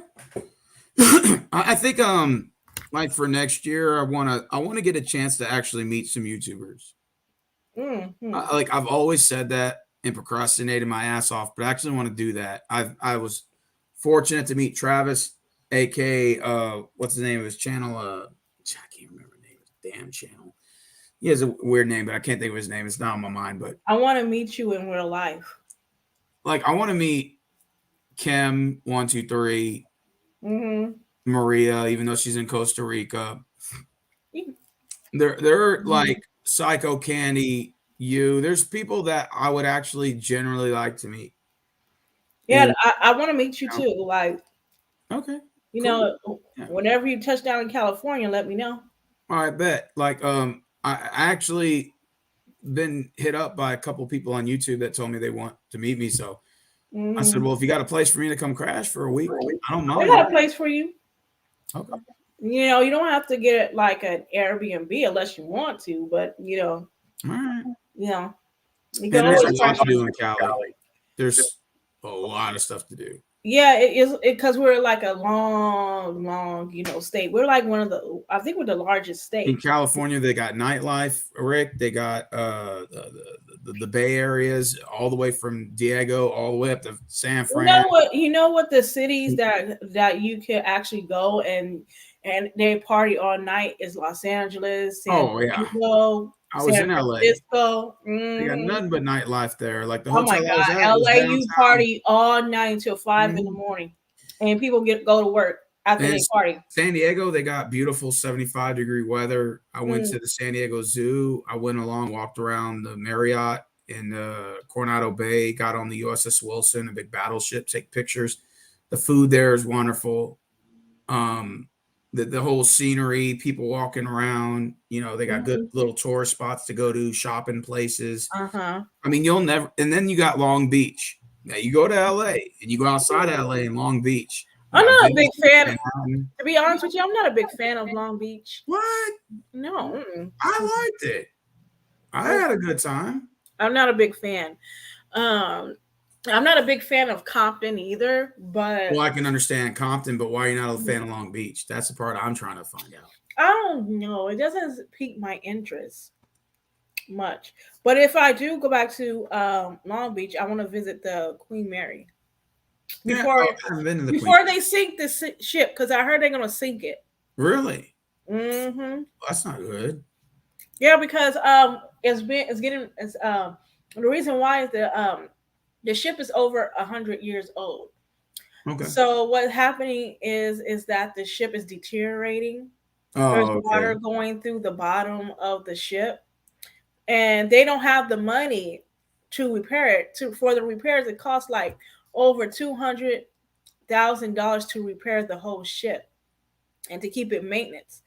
And the city was like, "Do we really have to over $200 million to Yeah, it's fix it?" wasteful spending, so it's better to Uh-huh. sink the bastard like the Titanic. They're thinking about sinking it. Wow. Hmm. And I was like, I better hurry up and get my ticket, you know, before the ship goes bye bye. Damn. But Much the less. thing is, why would you sink a ship underwater? Why can't you just use the scrap metal for like something like, building like, I don't know, do something with the How old wood is the ship stuff. again? Over 100 years old. Ooh, So I've been there since World War I. Actually, that's amazing. it carried a lot of troops. Yeah, that Back ship was to used in World War One. Amazing. I would like to go there mm-hmm, and see that. You should. That's Mm-hmm. beautiful. I would love to go. Rick said any amusement parks. I went to Six Flags Magic Mountain in Valencia. It's north of Cali. Just like any On amusement the park you go cruise, to. I think they want what they want you to show is you if you're vaccinated. I don't know about a passport though, but if they want, I think what they really want to see is if you're vaccinated. Oh That yeah, yeah, there's a absolutely. lot of people, people want wants to see vaccinations. Not Yeah, not because to bring up COVID too much. You know what's crazy? yeah. I caught COVID 3 times and survived Mm. every time. And I know buddies of mine who caught it once and died. Oh no. Maybe it's just a luck of the number. I remember a YouTuber. Her name is Is it okay if I say her name or Sure, sure, sure. Women's Fear? She caught COVID and she said she almost died from it. I believe it. Yeah, because she said that she was wheezing and Yeah. and she said she almost died from it. I was like, yeah, that must be serious. Yeah, like I caught it 3 times. The first 2 times nearly almost took me out. But I Mm, fought. I was a fighter. I refused to let it take me down. yeah, And then the third time it wasn't as bad. So I took my medicine. And then I'm gonna get my booster shot. Some I think like August of next year because you got to wait 10 months from your last shot. yeah, And I'm not gonna lie, when you get the shots, for me personally, when I caught COVID the third time, it was nowhere near as bad. Not even like out of 1 out of 10, I give it like a 1. Like hmm nowhere near bad, and it went away after a couple days. If I was hmm like, damn, I should have took it before then. But to tell you the truth, I think the worse shape you're in or the worse health if you have more like underlying health conditions, it's a lot harder. yeah. Oh, let's do keep this. Yeah, it yeah. I think there's a lot of like I think people are dying from it because they have other health issues. Yeah, other underlying health issues. It's just like catching the Yeah. flu. If you caught the flu, but you got a lot of like underlying health issues, Uh-huh. that impact's going to be a lot worse than if you're Mhm. somebody who's like a little bit more healthier. And yeah, you are going to have some healthy people that are going to experience the same conditions. But Mhm. it's just I think there's also a luck of the draw. But if you're more healthier, you increase your chances of fighting off diseases better. If that Right. makes sense. Mhm. Yeah, because I don't remember ever catching COVID in my life, but I do fear of getting it. It's very scary. I caught it because I didn't wash my hands, didn't give a fuck, just Mm, walked around carelessly without a mask at my mm, job.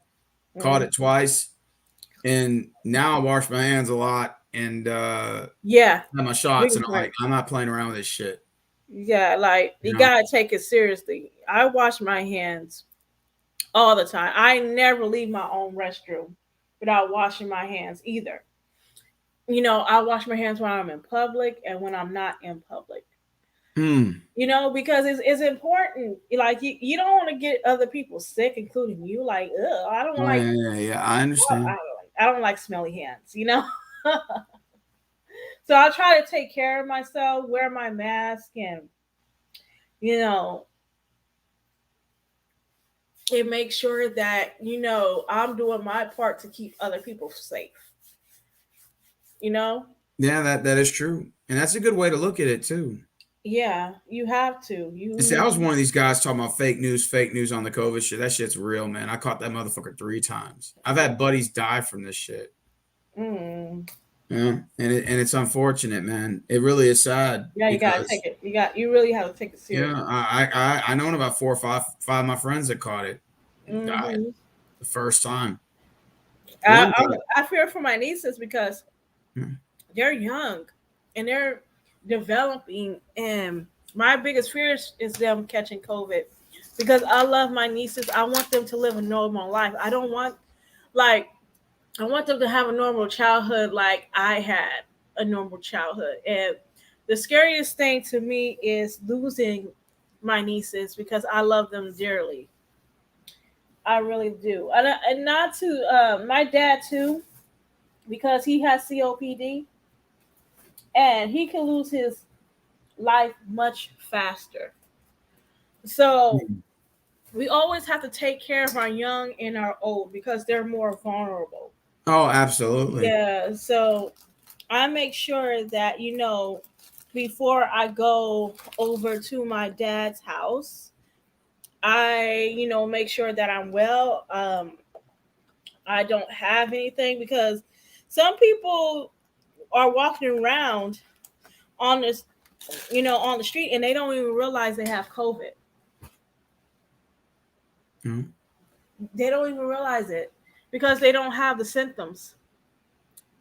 Oh yeah, yeah. They're just a carrier. Yeah, they're just carriers. Yeah, and that's crazy how you can get it and not even have the symptoms and just spread it. This is crazy. Hmm Yeah, it's like some people don't even feel it, but I try not to be around large crowds. And I Oh saw it, and yeah, that's yeah. I have to. I was just at the mall today, and people are doing last minute Christmas shopping for the holidays. A lot of people in the mall, like a lot of them, and trust me, one out of all thousands of those people or millions of people that's in that mall has COVID. Damn. Hey, Somebody's gonna have COVID. hey, Rick wants to know. Do they have any aqua aquariums in Cali? There's an aquarium of the Pacific in Long Beach. I think they have a couple. Okay. I think Yeah.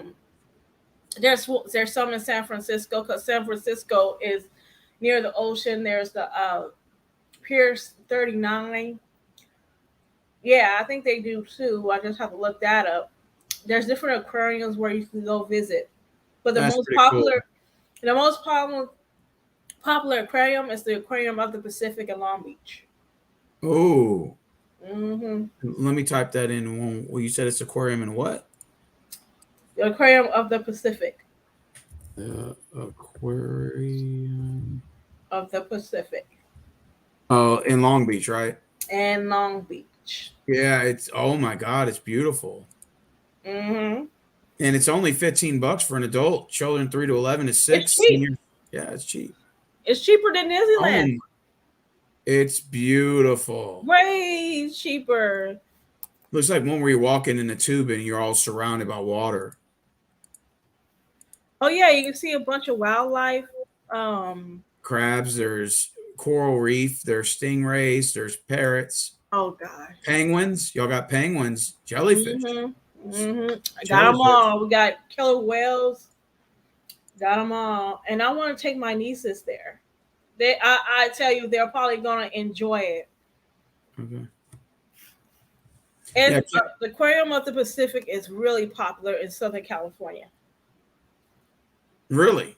Hmm Have you ever been to San Diego? I didn't go, like, I've been to San Diego because my grandma sister-in-law lives down there. But I really don't go to San Diego that much. It's not often that I go down there. Well, you have been. I think I've been down there like twice in my lifetime, but it's not often that I go to San Diego. So what do you usually do for fun? Hmm. I And like to hang out in malls, go to the beach. Uh, what beach do you go to? Long Beach? no, I usually go to like the Santa Monica Pier or sometimes Venice Beach. Venice Beach turned into like a crack house. It used to be a Uh, bunch of potheads at Venice Beach. When I oh went there no, there in still 2013, is. nothing but potheads smoking weed all day. There still is. They turned that into like a crack house. Yeah, they got the whole like 70s hippies there and they're all smoking weed. I went to Santa Cruz Pier. That was okay. Um, yeah, I went to Pier 39 in San Francisco. That's pretty cool. hmm I treat myself every now and then, try to do something new. What are some of the best places to eat in your area? It depends on what you like. We have Mexican, we have Italian, Okay, I'm a wings and fries kind of guy. we got Wingstop, Buffalo Round Wings, and other unknown places that I probably don't even know exist. We have those, but Buffalo Wild Wings and Wingstop are the most popular, No, yeah, especially. that's anywhere though. I'm talking about mom and paw places. Some good mom and that's Hmm. nowhere near anywhere else you can eat, but only in your area. Oh gosh, I rarely visit mom and pop places, to be honest with you. But if let me look it up. Like, where do you like specifically? Like, I thinking, like wings, fries, burgers, pizza, you name it. and it doesn't matter in California. Yeah, it doesn't matter. There's some good mom and paw places to eat, but let's say your area. Okay, ma and uh, Okay, Big Dog 33 said, "Hi guys. Speaking of selfish, a girl I know just emailed me. Did not even wish me Merry Christmas. Just uh, asked if I would be her grantor for a loan. Wow. Is that like a friend's loan or is she trying to apply to bank? There's people who ask me for money. I tell them you go to a bank and go ask for that money. mhm. You know what I'm saying? Now, if it's, a little donation here or there, I don't mind.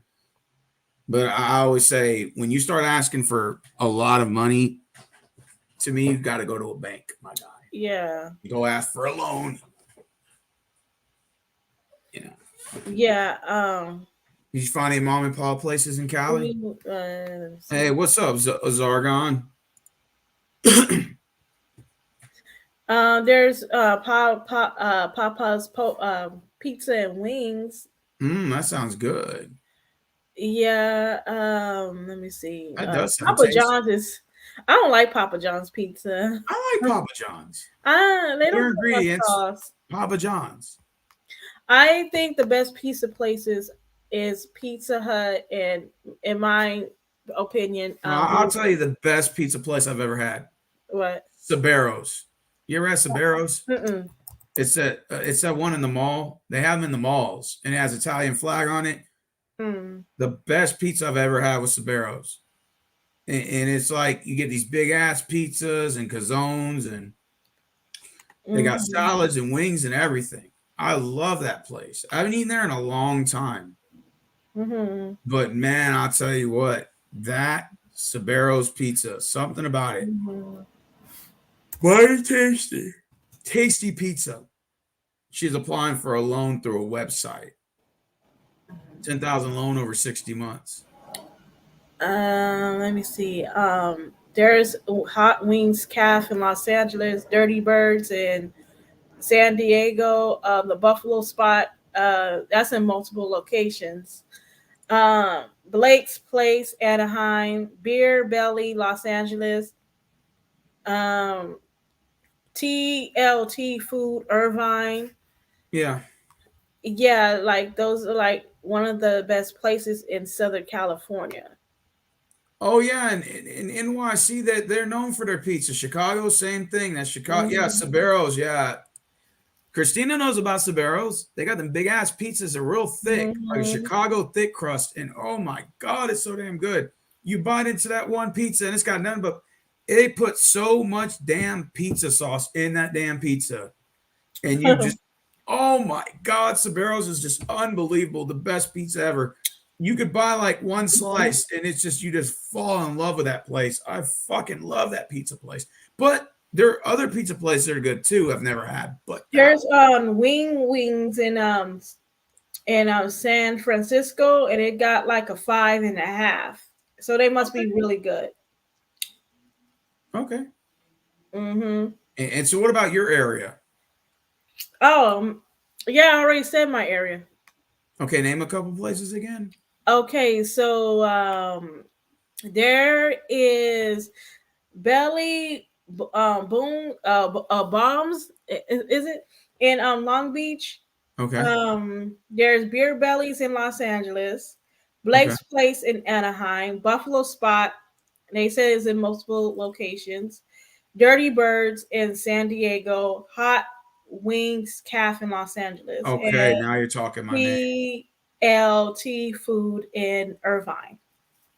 Papa John's. I'm not saying the food's disgusting, but it's like McDonald's. You just you've seen one, you've seen them all. Mm-hmm. When I talk about fast food chains, I'm talking about mom and pop places that you can't eat anywhere else. This is really good, Mm-hmm. unless like because anybody can say, "Oh, I like McDonald's," but like, And dude, mom and who pa's doesn't eat there? are like they're not like chains like Buffalo Wild Wings or something like that. They're their own like private company. Yeah, Buffalo Wild Wings is overrated. The only thing I get Mm-hmm. there, and you're talking about somebody who used to work there, their wings are overrated over the years. I'm sorry, their wings are disgusting. The only People thing, what? were. It's just I'm I so never used to had it. food. I don't like. It's like Buffalo Wild Wings is another McDonald's to me. The only thing I like are their sauces: the jerk sauce, the garlic parmesan, honey barbecue, Mm-hmm. and of course, you got the Asian zing. I heard Hooters were pretty good, Yeah, Hooters is good. Hooters is but good. I've never been to Hooters. If you're talking about wing places, Rick, there's the main ones: Bombshells, Pluckers, and Big City Wings in Houston. Those are like the top three, and that are non-big chain restaurants. You know, Mm-hmm.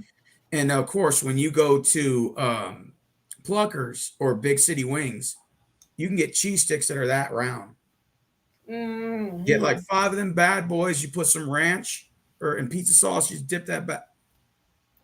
You know Stop. what? I'll introduce you to Stop. When you bite into that damn thing, you almost feel like you're biting into a big giant sized cock. I'll No introduce you homo. to some stuff. What? I'll introduce you to some stuff in Southern California and Northern California. Okay. Mm-hmm. The cheese sticks are bigger than the pizza. I'll leave it at that. These are huge. For like $8, they're like this round. You're like Where five. at? Huge at Yeah. Pluckers Uh, in Big City. I never heard Do you that. ever eat your okay? I eat my cheese sticks with ranch. I know it sounds weird, No, but I eat mine with ranch. I like mine with the tomato sauce. That's my, I will do that for a couple of them, but I Mhm. love that ranch dressing. You put that ranch dressing in that cheese sticks, and you go, oh, facts, Christina. Those big cheese sticks are like a big giant cock. Mm. It's facts. It's like a big giant dick from porno, and they're huge. Oh my god! Those no, these aren't just your regular fish cheese sticks out the freezer Where you can. department at Kroger's. No, it's Mhm. legit big round size fucking cheese sticks. You know who has big pizzas? Who? There is a restaurant called Mama and Papa's. They have you could get a big pizza and it could feed a whole village. Mm-hmm. They're good. I know one in Pasadena. Really? Yeah, there's a couple. that's in a certain location, and their pizza is good. It's like you feed like a whole box. Oh yeah. Oh yeah. Yeah, again, Cause there's they other. have Go ahead. because they have pizzas like different size pizzas. Yeah, One is called Papa Junior. The medium size is called Mom, and the large size is called Papa. that sounds really good. Like just the Hmm. name itself, you could tell it's a mom and pop place. Yeah, I was like, okay. Yeah, they had a place called Orlando's Pizza. I saw it the other day when I was in Brookshire. I went to a wrestling event over there. Hmm. Yes, Christina, cheese dicks. Yes, me and Christina are gonna go get some cheese dicks from Ah, Pluckers. Huge, oh my god, top you guys size cheese doing sticks that with soft porn, marinara and huh? ranch. You guys are into that soft porn, huh? Those damn cheese sticks are so goddamn good. Mm. And let me tell you something. That cheese is thick too. When you bite into it, that cheese Uh-huh. is like that fucking round. Mm. It's not that cheap shit you get in the freezer at Kroger's. It's actual legit, freshly battered, fried cheese sticks I heard right off the grill, of right Kroger. off the fryer. I heard with Kroger's. They have them out here. But I Yeah, never but I been. mean, they're not I your don't these nasty little small size cheese sticks you get at the store or your local restaurant that know. care less about I taste. never shop at Kroger's. These are legit. These are legit cheese sticks, homemade cheese sticks with Oh wow. ranch. You don't need sauce, pizza sauce, a little bit.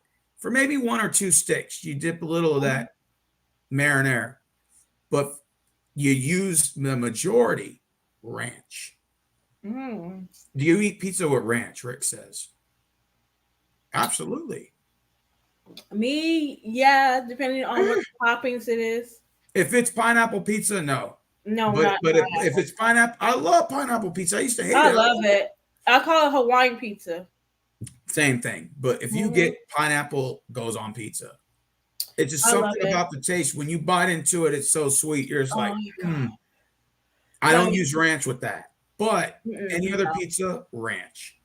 Yeah, I don't use ranch for pineapple pizza too. It's not a good taste. Oh, I love Well, ranch. but if you go to Little Caesars, because I love their pizza, they give you extra sauce, and on top of that, it's cheap. You Now, get one box for $5. call me crazy. What was I just? Oh, damn. I just lost my damn train of thought. Uh-oh. Okay. I like ranch on anything. Just Hmm. about anything that is supposed to go with it.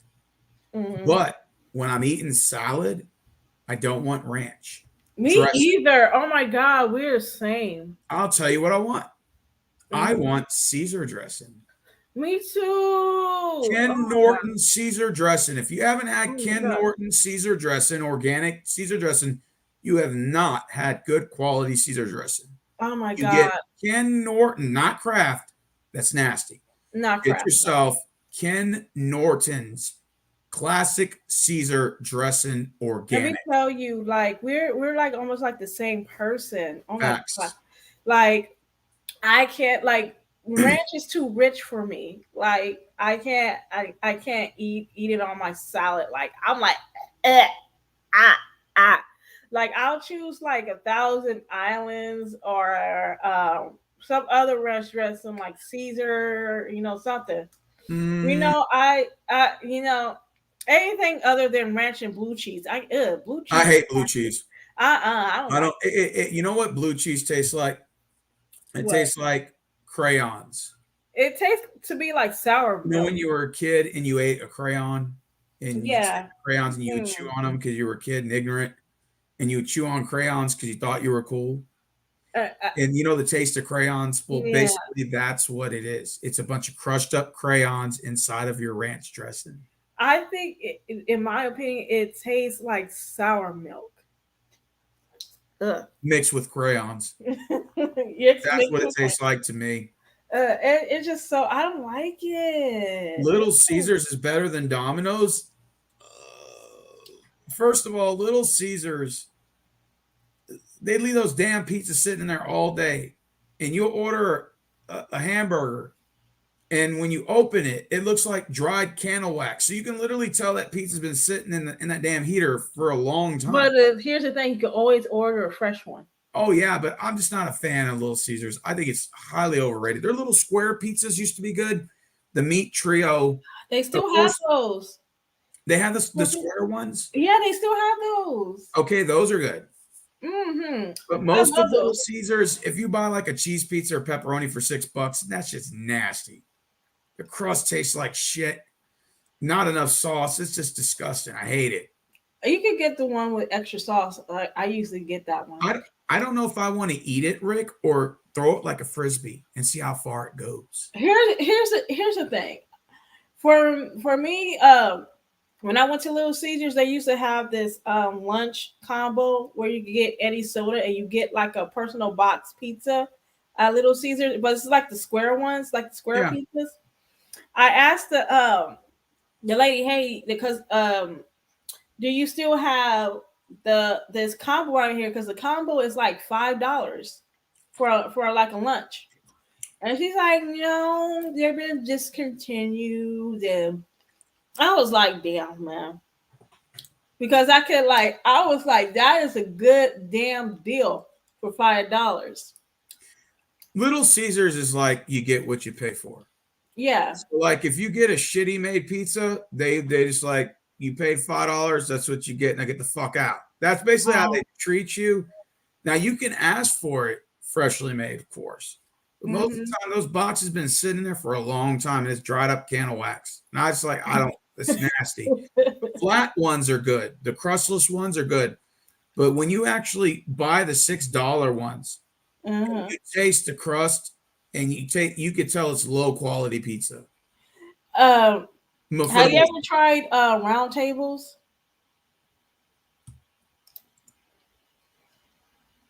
Okay, Christina. Christina likes Little Caesars. I'm not a fan of it.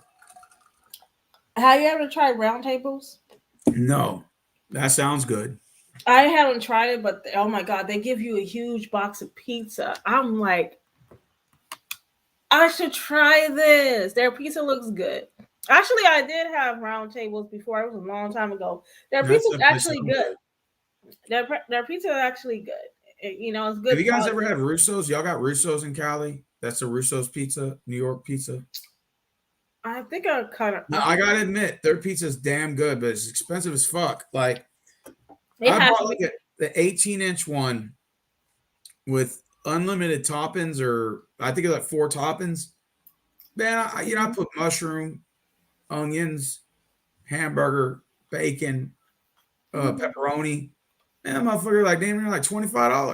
I'm like, god damn. But let me tell you something. When you get that ranch next to that pizza, and that cheese is sitting on there, and it's freshly made, and it's a crust is made just right, and you dip that damn pizza in that damn ranch, you'll never go back.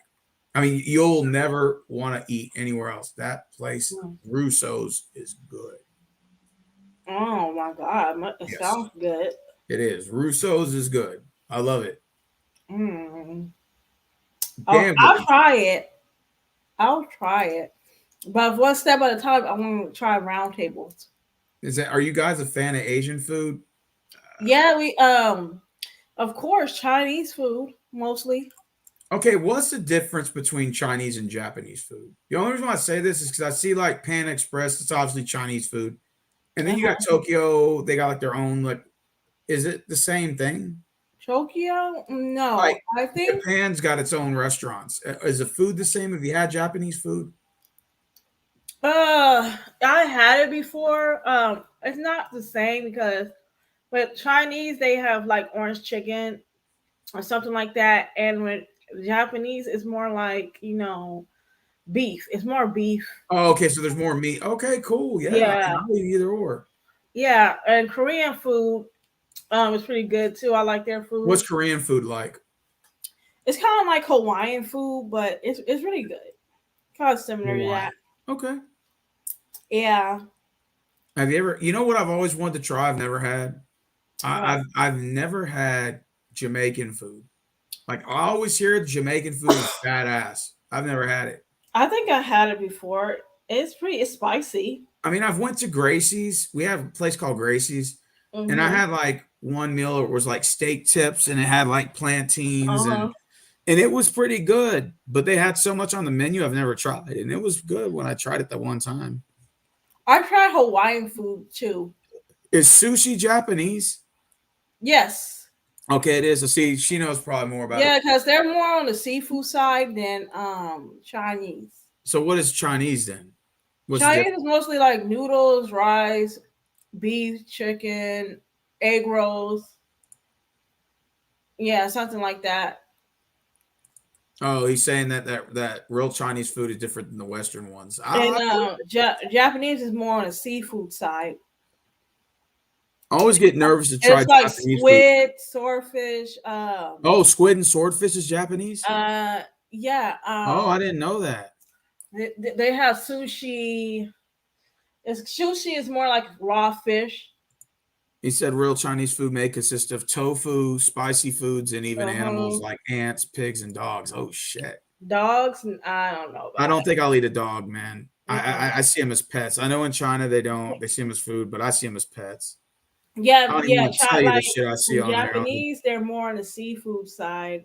Pretty much, they have squid, octopus, and they have like Oh, this okay. I've had octopus before. It has like a gummy taste to it. and they dip it in sauce. What is calamari? Snail, isn't it? Snail? Oh, I no, that's cargo. That's escargot. escargot. Okay. I think what calamari is like eggs, fish eggs. Oh, okay. Because they like these Yeah. little long string. They fry them. You dip that. Listen, you dip Mm. that calamari in some pizza sauce, or you dip that calamari in some ranch. Oh, whatever that fucking shit is, Rick, it's good. Rick said, I don't know what it is, but it's good too. Yes, it's really good. Yeah.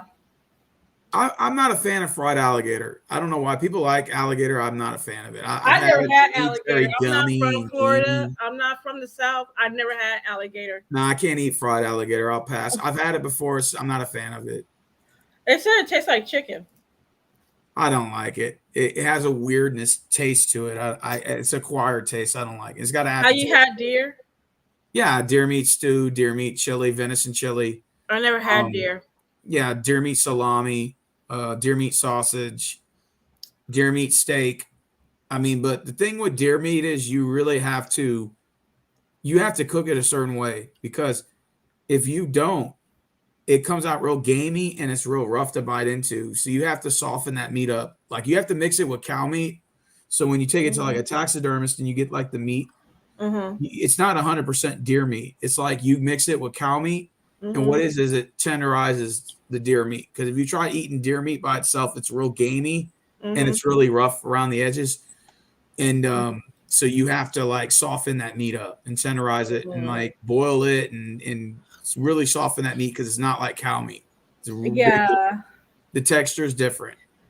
Yeah, I really like. Have you ever had like escargot? No, what's that?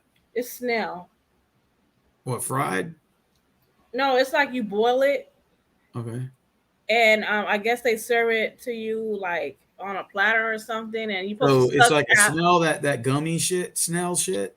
Yeah, they said it's real like slimy because Have you snails eaten are it? slimy. Yeah, because they said you have to, suck it out of the shell. I'll tell you what my mom ate one time. I'll never forget. She Yeah. comes home with fried spider, right? No. Oh, I And it heard had the they. 8 legs too, and it was balled up like this. I said, "What the hell is that?"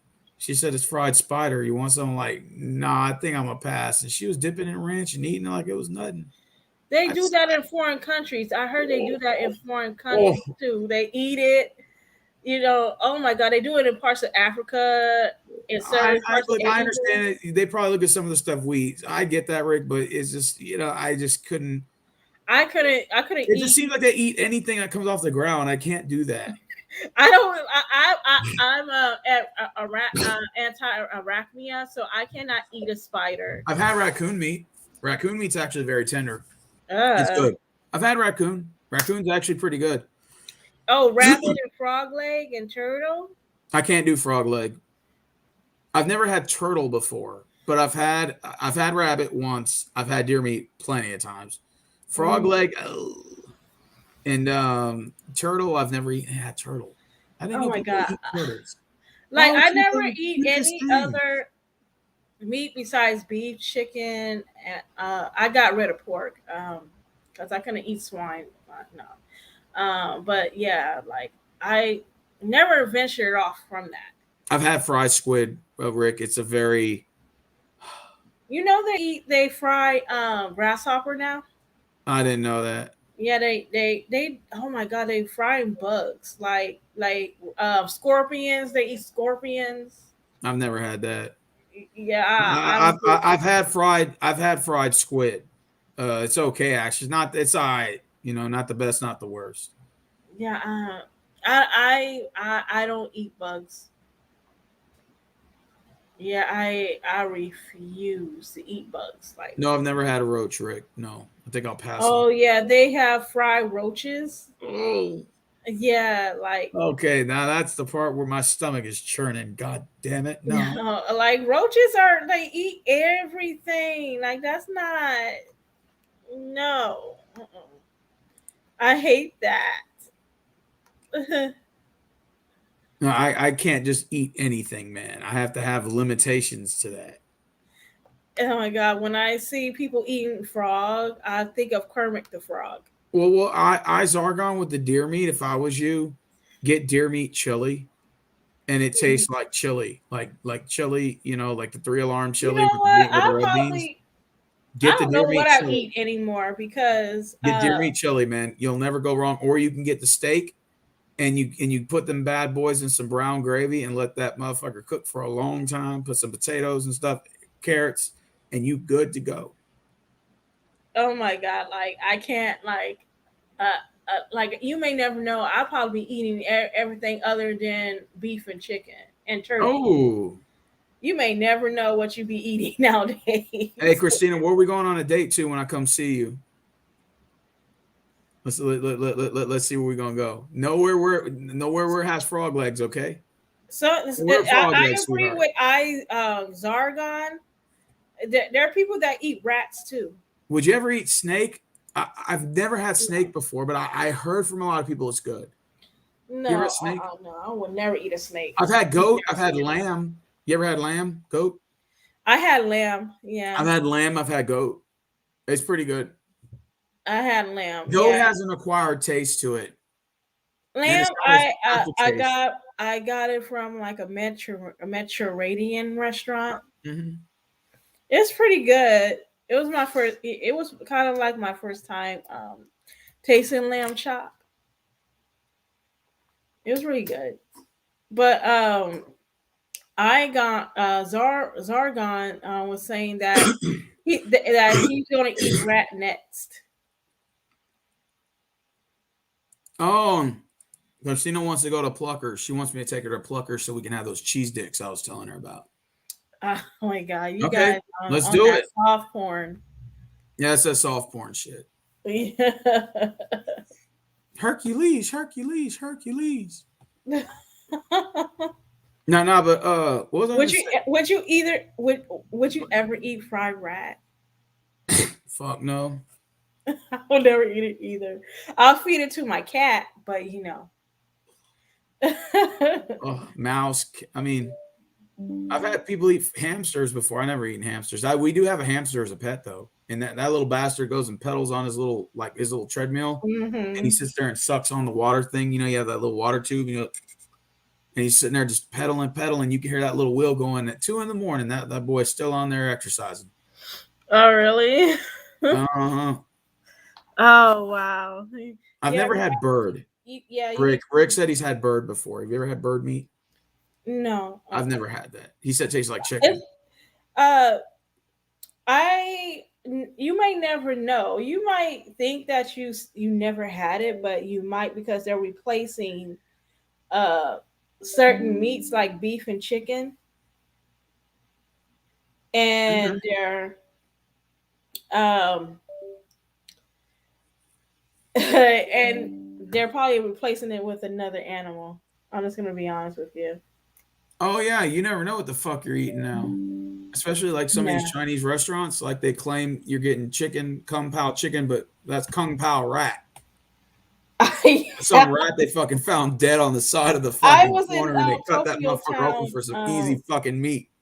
I was in Tokyo Town not too long ago, and when you go to Tokyo Town and you see their restaurant, you see something hanging like a possum or something that's hanging upside down. I'm like, ugh, and they skin Okay. them too.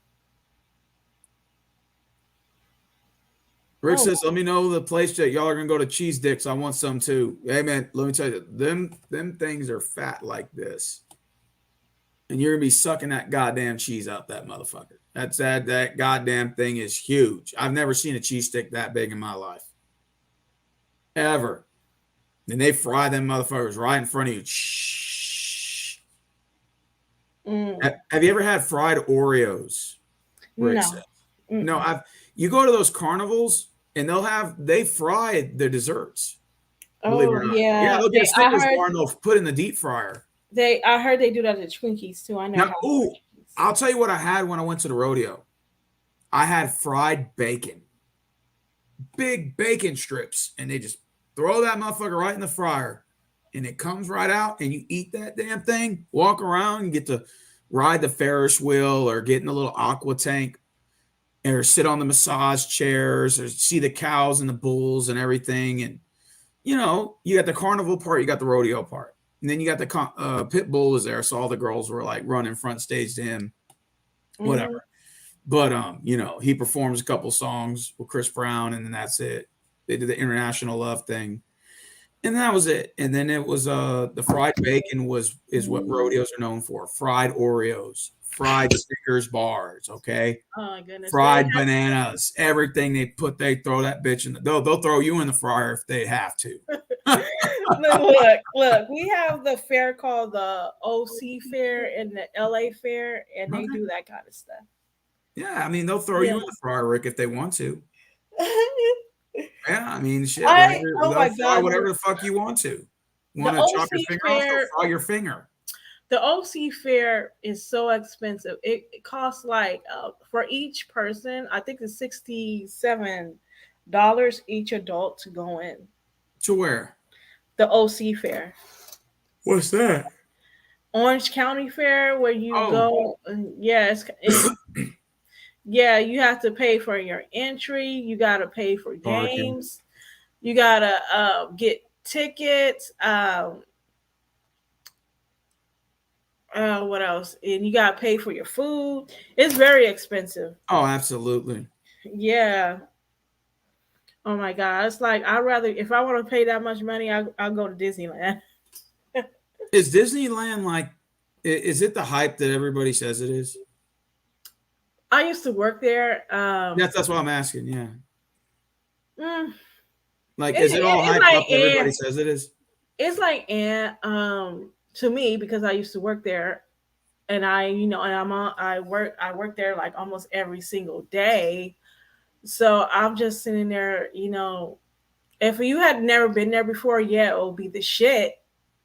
But everybody's there because they're Disney fans, and they hype it up when anyway. So So, what's the uh funnest part about Disneyland? California Adventures, that's more like for like adults and teenagers. And what would he do there? It rides and roller coasters, Oh, okay, bumper cool, cars. cool, cool. Yeah. Yeah, it's more because if you go to Disneyland, it's more like for little kids, like 10 and Oh, under. got you. Yeah. Yeah, it's like mostly baby rides. Okay. Yeah. So Rich it's said, "What are the scariest? What's your favorite ride, and what's the scariest one you ever rode on? Any amusement park, anywhere, doesn't matter. What is your most scariest ride? You're just afraid to get on, terrified, Oh petrified. my God, I went on Goliath at Six Flags where I Okay, used to work because I also used to work at Six Flags. yeah. Um, oh my God, I almost had a heart attack So on what's that. on the Goliath like? How does that work? Well, Goliath is like it goes up and down and it's really fast. Okay, And I'm just like, oh my God, like I think that really, scared me like the I'll most. tell you what scares me the worst. I mean, there's a number of rides I can think of, but there's Two that I'll never forget. One is Grease Lightning. Mhm. And what I hate about Grease Lightning is that you start off, like you're sitting in the seat, it backs up slow and goes really fast, and you go upside Mhm. down. And once you go upside down and you're literally hanging, and you're hoping and praying your cell phone every now and fall out of your fucking pocket, you literally get like a head rush. And then and like I hate being upside down. Like, I get claustrophobic and shit. Oh my Number goodness. two, the Green Lantern. I rode the Green Lantern, and they Hey. put the straps on you, right? Like the Mhm. seat thing, and you literally, your legs are hanging. Your legs are literally hanging when you Mhm. when you take off. So you're legless, and you feel like you're falling. Oh You yeah. feel like you're You about go to fall off like the fucking ride. Yeah. you know what? What is the most popular ride in Six Flags is Superman. Oh my God, that line be out the door. Oh, really? Interest, yeah, because all in Superman is basically when you just shoot up and you see Superman just standing there and you facing him, and then you swoop back down. You feel like your soul just left you. Yeah, I've been on Batman Escape. It's not that. Nah, Batman's not bad. You're Batman's not you're bad. basically standing, and Yeah, you're holding on to the strap in the yeah, belt part, and you're just basically in a standing position. But yeah. you're strapped in, legs and everything, so it's just more of a rush. But Riddler, I heard the Riddler was more like, I would not ride the Riddler. I hate the drops. Let's say you're Yeah. going all the way up, and you're like, "Oh God," Oh like my you God. already know it's Oh, about you to rush drop. it. And your heart starts to pump. Oh my God, when you go up and then you go down and you go side to side, loop, loop. I hate when the drop. You're going up real slow, and Uh-huh. they do this shit on purpose, and it just Mhm. anticipates that drop, and Oh my God. you're like 300 stories high in the air, and you're like, everyone looks like ants. You're like, I oh fuck. remember I remember when California Adventures opened up back in 2002, and this is when I was in the 8th grade, and my friend's mom used to work there. Okay.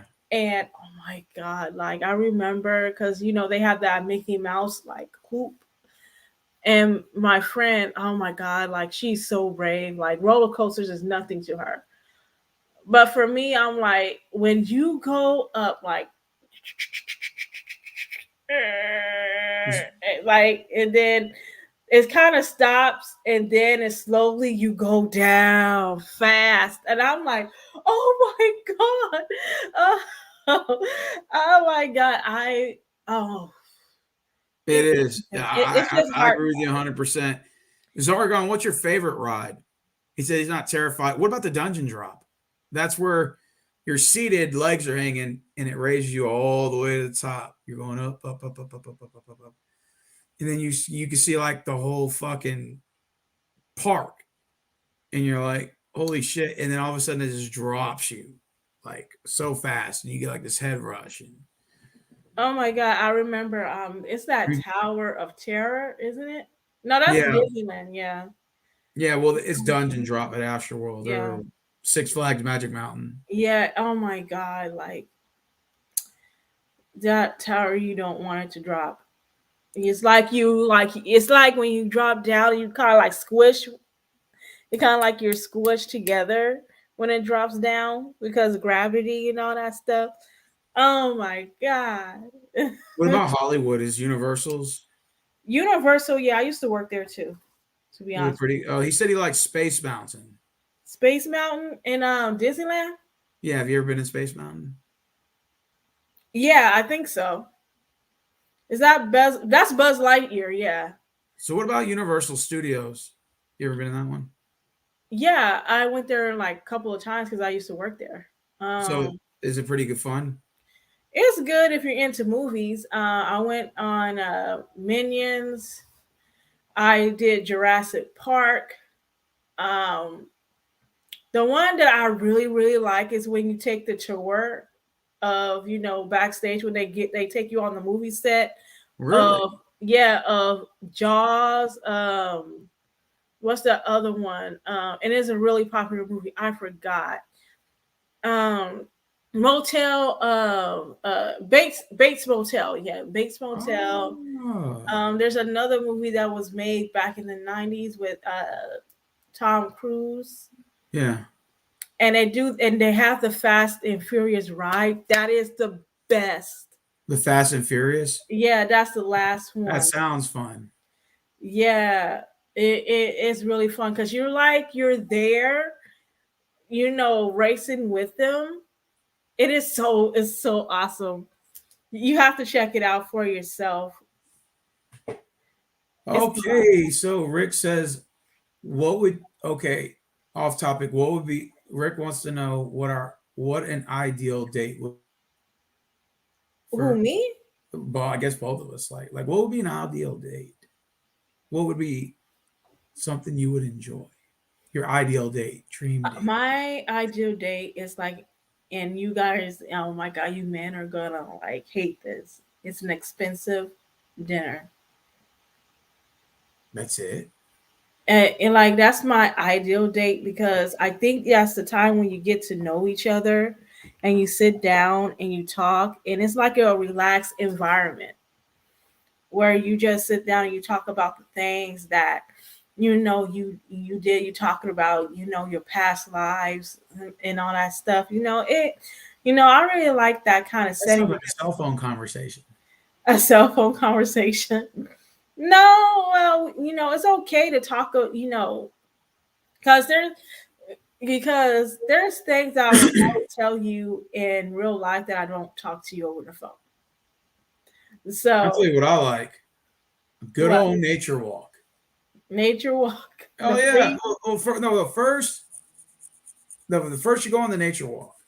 Because if you work up the appetite first, you won't want to Mhm. walk. So nature walk sounds fun first. To me, And I then like you go out somewhere nice to eat. In a real nice I like place. it. I like a nice night dinner. Well, yeah, but the dinner comes after the nature walk. God no.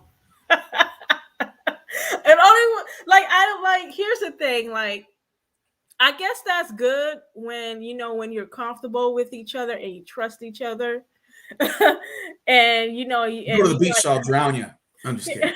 the thing, I do not want to climb like You high. ain't gotta climb no mountain, girl.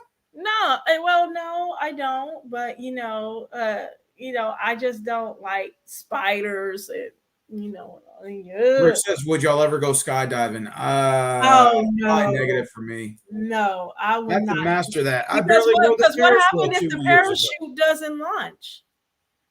I just barely got on the Ferris wheel 2 years ago, Rick. I'm trying to master my fucking fear for heights.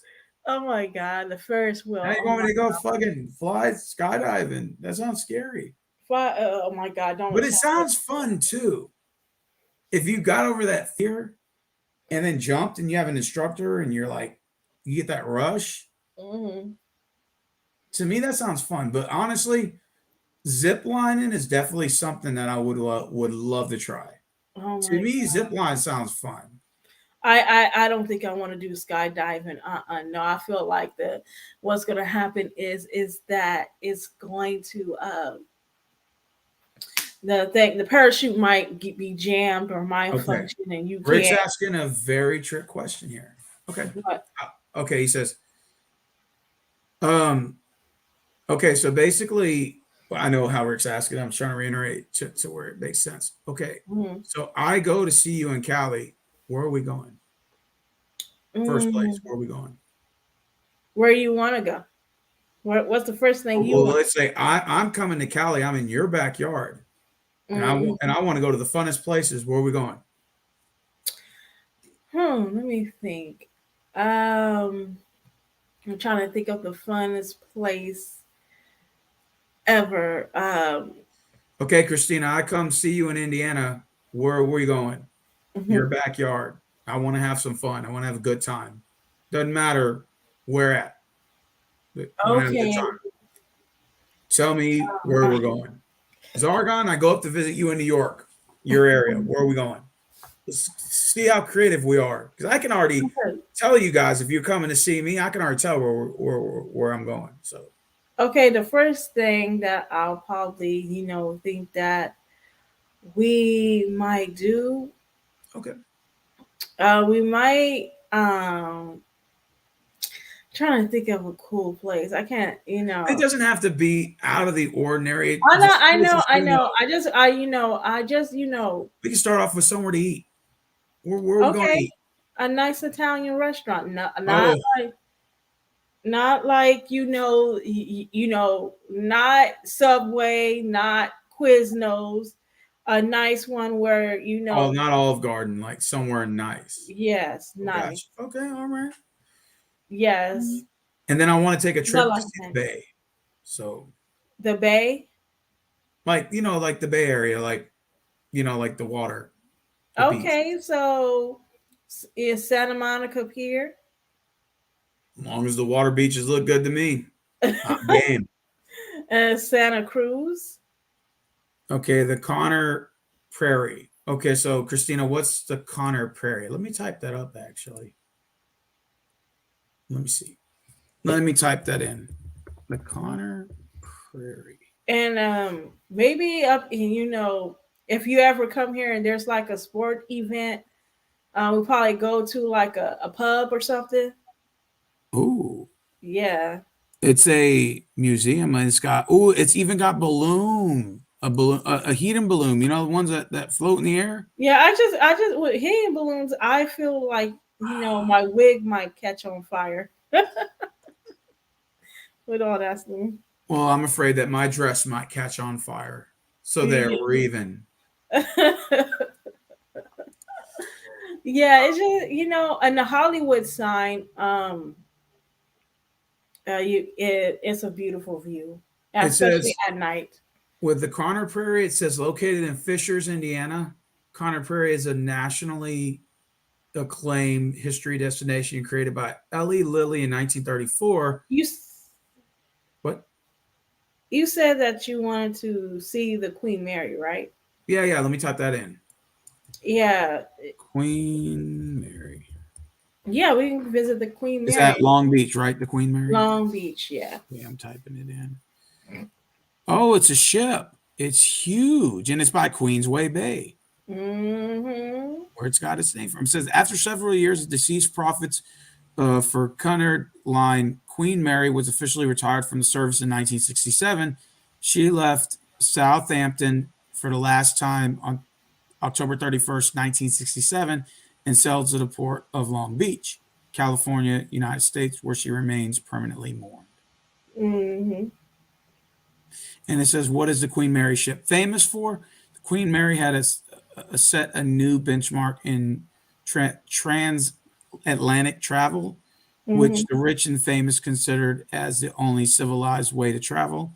She Hmm. quickly seized the hearts and imaginations of the public on both sides of the Atlantic, representing the spirit of the era known for its elegance, class, and style. Yeah, and they also said that the Queen Mary is haunted. Really? Yeah, that's what some people say. I don't know how much that's You're right. true. It's been around since 1936. You're absolutely right. Well, the owner Hmm. 1936, 1949. Hmm. And Wow. Catalina Island. I never been to Catalina Island, but I heard it was beautiful. Catalina Island. Yeah, all Nice. you need is a rowboat. That's all you need to get there. Nice. Yeah, look it up. Look at Catalina Island. Okay, so if Zargon or Christina or you came down here to visit me, just Hmm. hypothetical, Hmm. the first place I'd want to try is go to what's called Over the Top Cinema. And it's basically a movie theater on top of a 30-story building. And you go up there, they have a big projector. It's the closest thing to a drive-in theater you'll get to. And it's up top of the 30-story building. Hmm. Wonderful night view of the downtown Houston area. They play music. They have concession stands of food, drinks, etc., alcoholic beverages, and of course the movies. And what movies? They show a lot of old school movies. Hmm. That's cool. It's just something just to get out. $17 a ticket. not that bad. That's not that bad. Affordable, yeah, and it's I love cheap movies. I like movies that's a really good price. It yeah. beats AMC So in my we got opinion. Over the Heights, Mhm. Over the Top.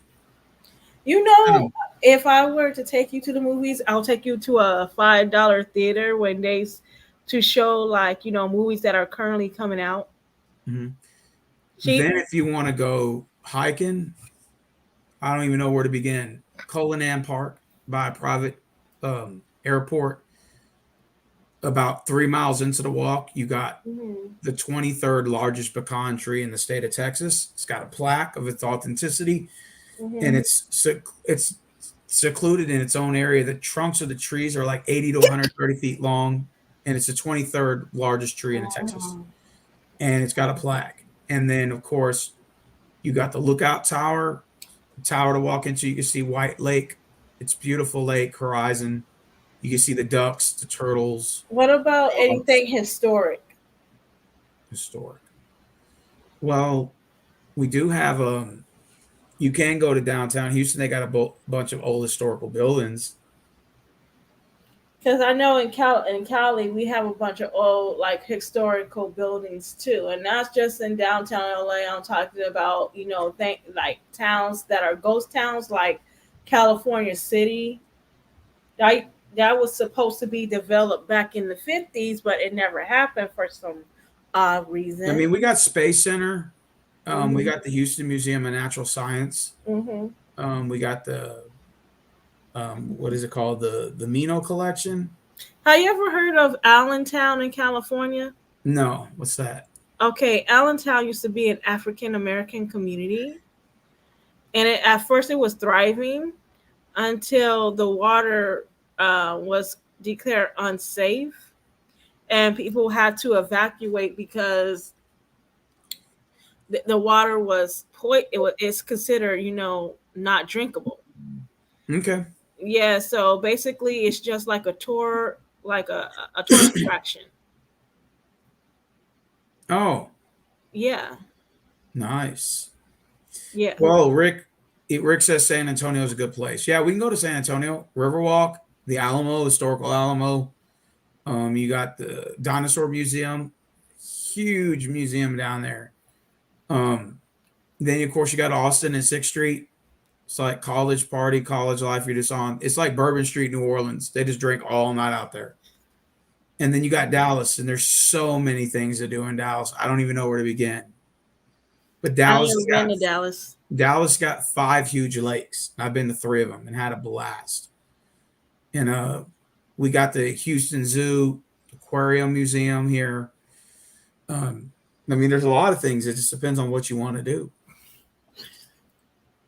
Oh yeah, you gotta find like Lake Tahoe out here in California and Big Bear. Oh, Lake Tahoe's beautiful. I saw the images on Google. Hmm. It's beautiful, beautiful, beautiful.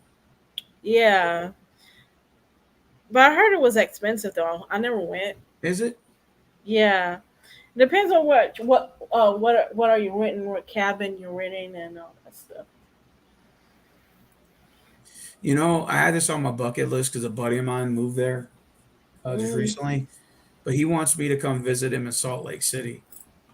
Oh, Salt Lake City. And You there's saw? you got the mountains there, Hmm. beautiful mountains there.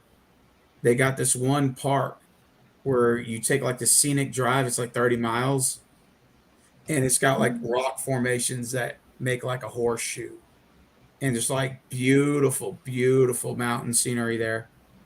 And he was telling me that, like you ever seen the logo for the Paramount Pictures? Hmm. Like Paramount Pictures, right? The movie. Yeah. Yeah. Hmm. And that shows the picture of the background of the mountains. That's all the mountains in Salt Lake City because the guy who created Paramount Pictures is from Salt Lake City. Oh And he was telling me that. And I said, man, that is so cool.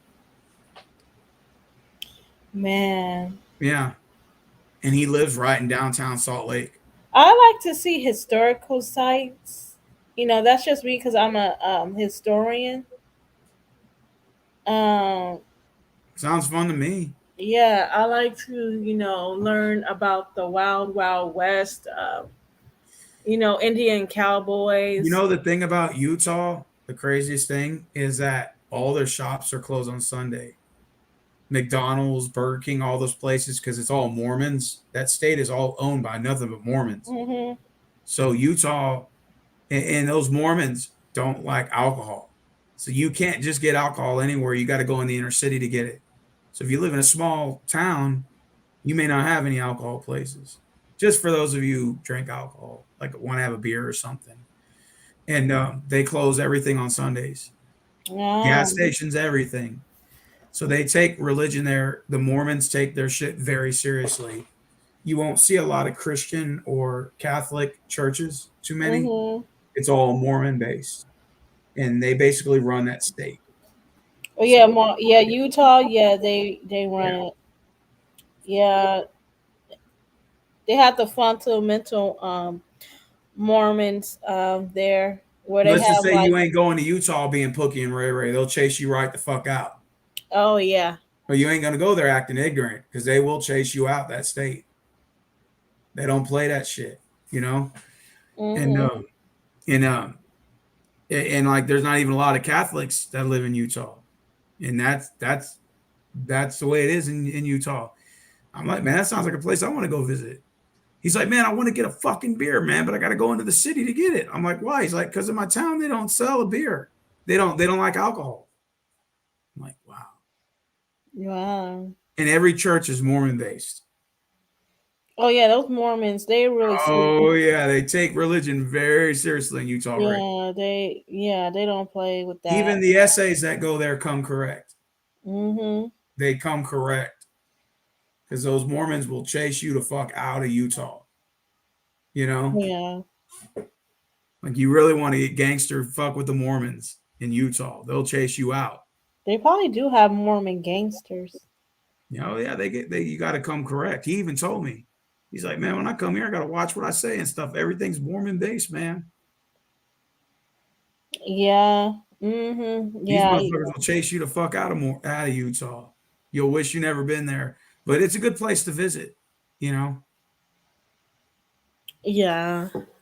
Okay, it's getting late over here where I'm at. I'm gonna like head out and and go to sleep. It's almost 11 o'clock all in right, well, I'll kick you out and I'll still be in the chat room. the Get All up out of here, Diamond. right, bye. I hope to see Diamond on here one day again. I've been meaning to chat with her, but it's just I've been just, you know, I would say I'm gonna message her. We're gonna get it on stream. I appreciate you for being on. Yeah, they don't play. It's almost 2 a.m. there. Yeah. Didn't they play Resident Evil 4? Yeah. Yeah, but I do want to go to Utah to go visit. Rick said I've been to Utah. Yeah, you got to come correct when you go there. I know. I'm just minding my P's and Q's and just going there to visit. Hey, it's your world. I'm just passing by. Oh, New York's mainly Jewish based. That's what my dad told me. My dad's from New York. So. All right, so Zargon, I go into New York City, man. Where are we going? There's a lot of things. The Apple, Madison Square Garden. But I'm pretty sure what are some places outside of that? My dad always told me, he said upstate New York is very beautiful, even though people don't talk about it. But my dad said, you got to go to the countryside of New York, like by Albany, up north. Beautiful scenery, beautiful countryside. Yeah, it's nice. Yeah, that's what my dad told me. He said when everybody thinks of New York, they think of New York City and Queens and Brooklyn and the Bronx and Rikers Island, Amityville, Long Island, Staten Island, all that shit. But my dad said they'll never talk about upstate New York. He said beautiful countryside, especially about Albany. He said, dude, it's beautiful up in New York, dude, like the northern part of it. But he said nobody really talks about that. They just talk about the city, New York City. He's like, man, you go to New York, you go upstate, man, you'll have a good time countryside. Good for camping, hunting, ice skating, fishing, everything. Nah, it's just the five boroughs when it comes to New York. Well, I wonder how Maine is. I heard Maine is beautiful. Have you ever been to Maine, Zargon? Because my dad's been to Maine. He's been to Portland, Maine, and he's been to the tip of it. And he said, man, it's good for fishing and stuff. He said, man, it's fun in Maine. He told me he had a good time. Never been to Maine? How far is Maine a drive from you? Or Buffalo? How far does it take to get to Maine from New York? Me and Christina, yep, we're going to go get some cheese sticks. The cheese sticks, those big, huge ones. Now, Christina, are you a marinara or ranch dressing?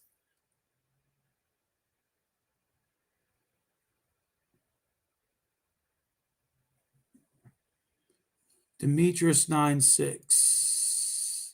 I stay clapping my girlfriend's cheeks. I know you're a troll. You're gone.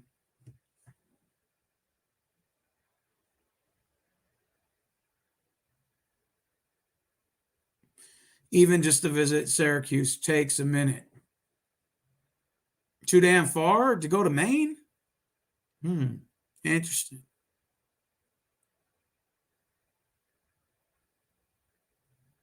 It sounds fun.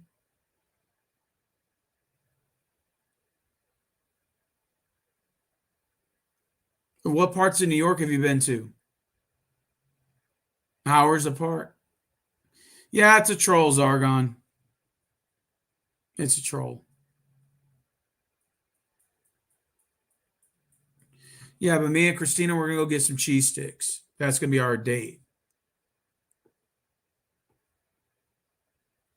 Me and Christina, we're going to go. We're going to have a fun time. Cheese sticks, wings, pizza, a corner prairie. We're going to have a blast on my tab. Because that's just what that's what men do. No, I can't have a woman pay for me. It just makes me less manly. I feel like I lose masculinity when a woman pays for me. I just can't do it, bro. I have to pay. That's just my ego. I think I had a woman pay for me like twice, and that was a chick I was with for 4 years. It's just something I don't do. I can't have a woman pay for me. I can't even go Dutch. Something I don't do. That's something I don't do, man. I was always raised with the men pay for the dates. We live in different times now, obviously, but there's nothing wrong with your wife spoiling you. There's nothing wrong with taking turns. I just feel like I lose masculinity points when a woman pays for me. Just can't do it. It's just a personal issue with me. But everybody's different. You see what I'm saying?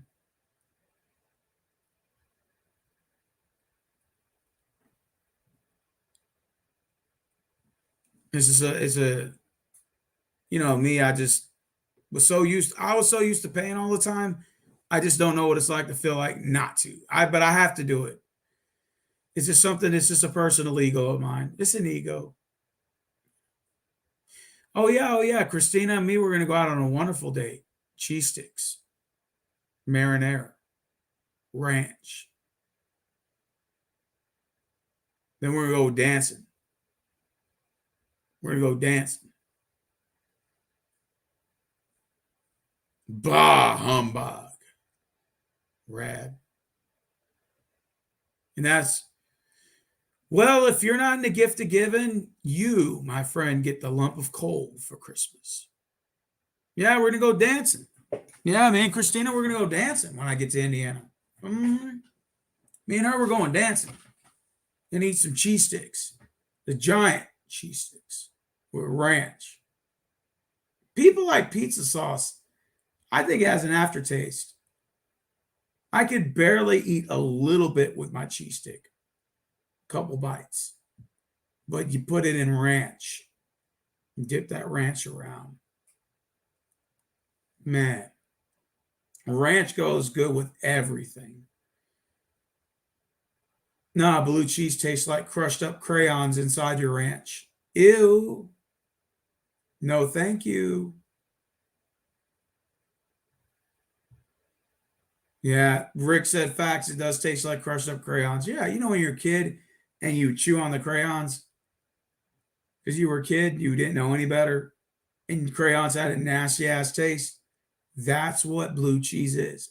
It's crushed up crayons dipped in ranch. I'll pass.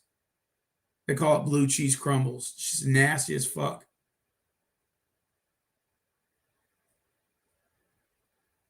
Ranch and Caesar, best classic dressings of all time.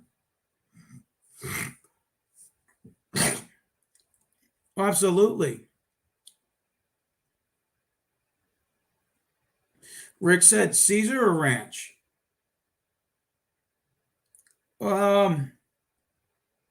Caesar dressing for my salad, ranch just for everything. Wings. I'll eat Caesar dressing with my wings, but I prefer ranch. So I guess ranch. Caesar dressing Ken's Norton, the best ranch of all time, or the best Caesar dressing of all time.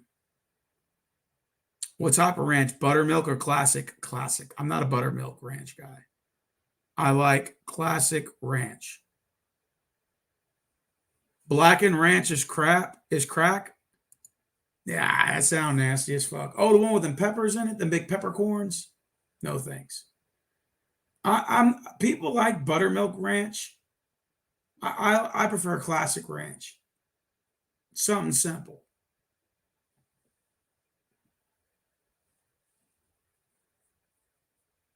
Can't believe it's 1 a.m. Holy shit.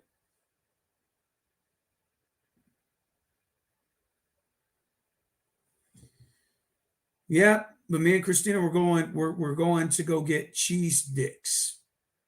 The big cheese sticks with ranch. Dip the motherfuckers right in that ranch. And just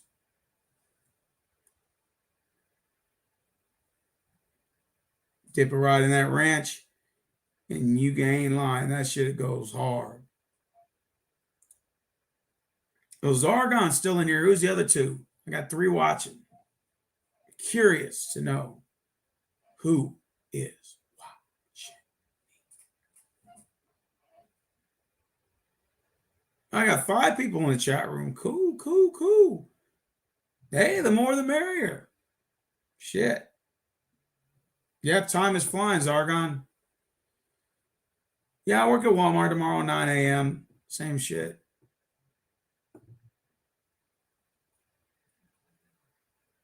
Yeah, Diamond Princess, she's real nice. She's cool people. Glad to call her a friend.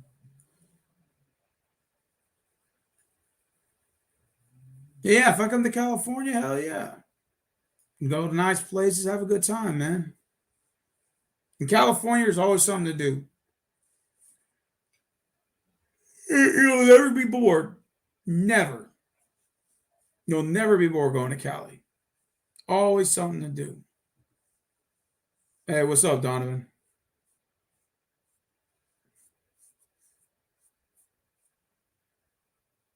Damn, Stefan dropped 46. Ouch.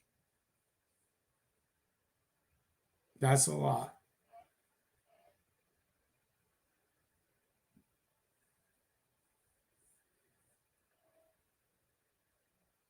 Never been to the West Coast?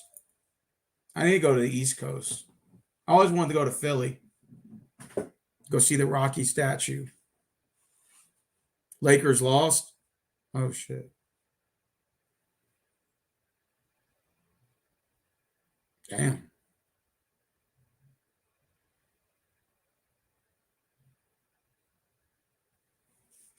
We all need a vacation. That's what we all need.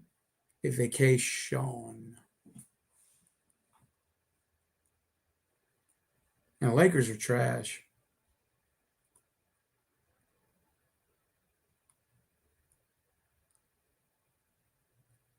Oh, you used to be in Phillies, Argon? That's what's up.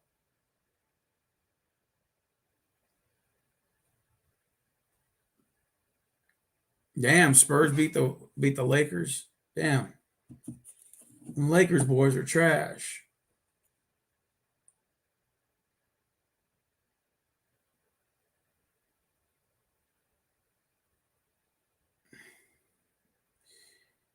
Hey, did the Niners win tonight or the Titans win?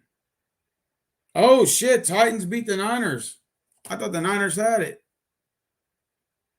Holy shit.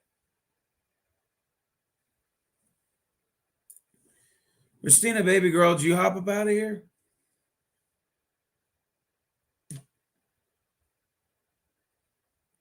I think so. She probably went to sleep. She's like an hour ahead of me.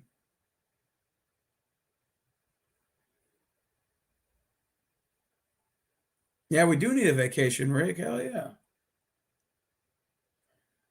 We need a vacation. We need a vacation. We need a vacation.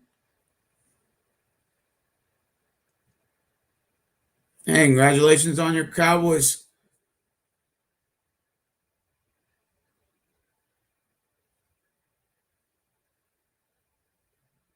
Damn, that's crazy.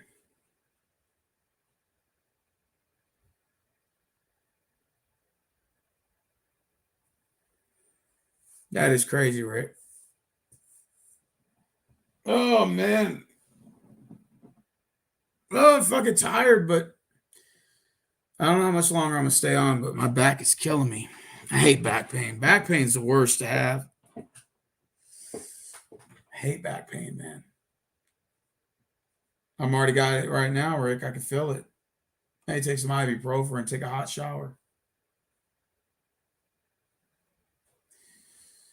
Ah, fuck. All right, guys. Well, I'm getting the fuck out of here because I'm trying to stay up. I can't stay up later. So y'all take care, man. And y'all be safe, man. I'll live stream tomorrow, man. Y'all take care.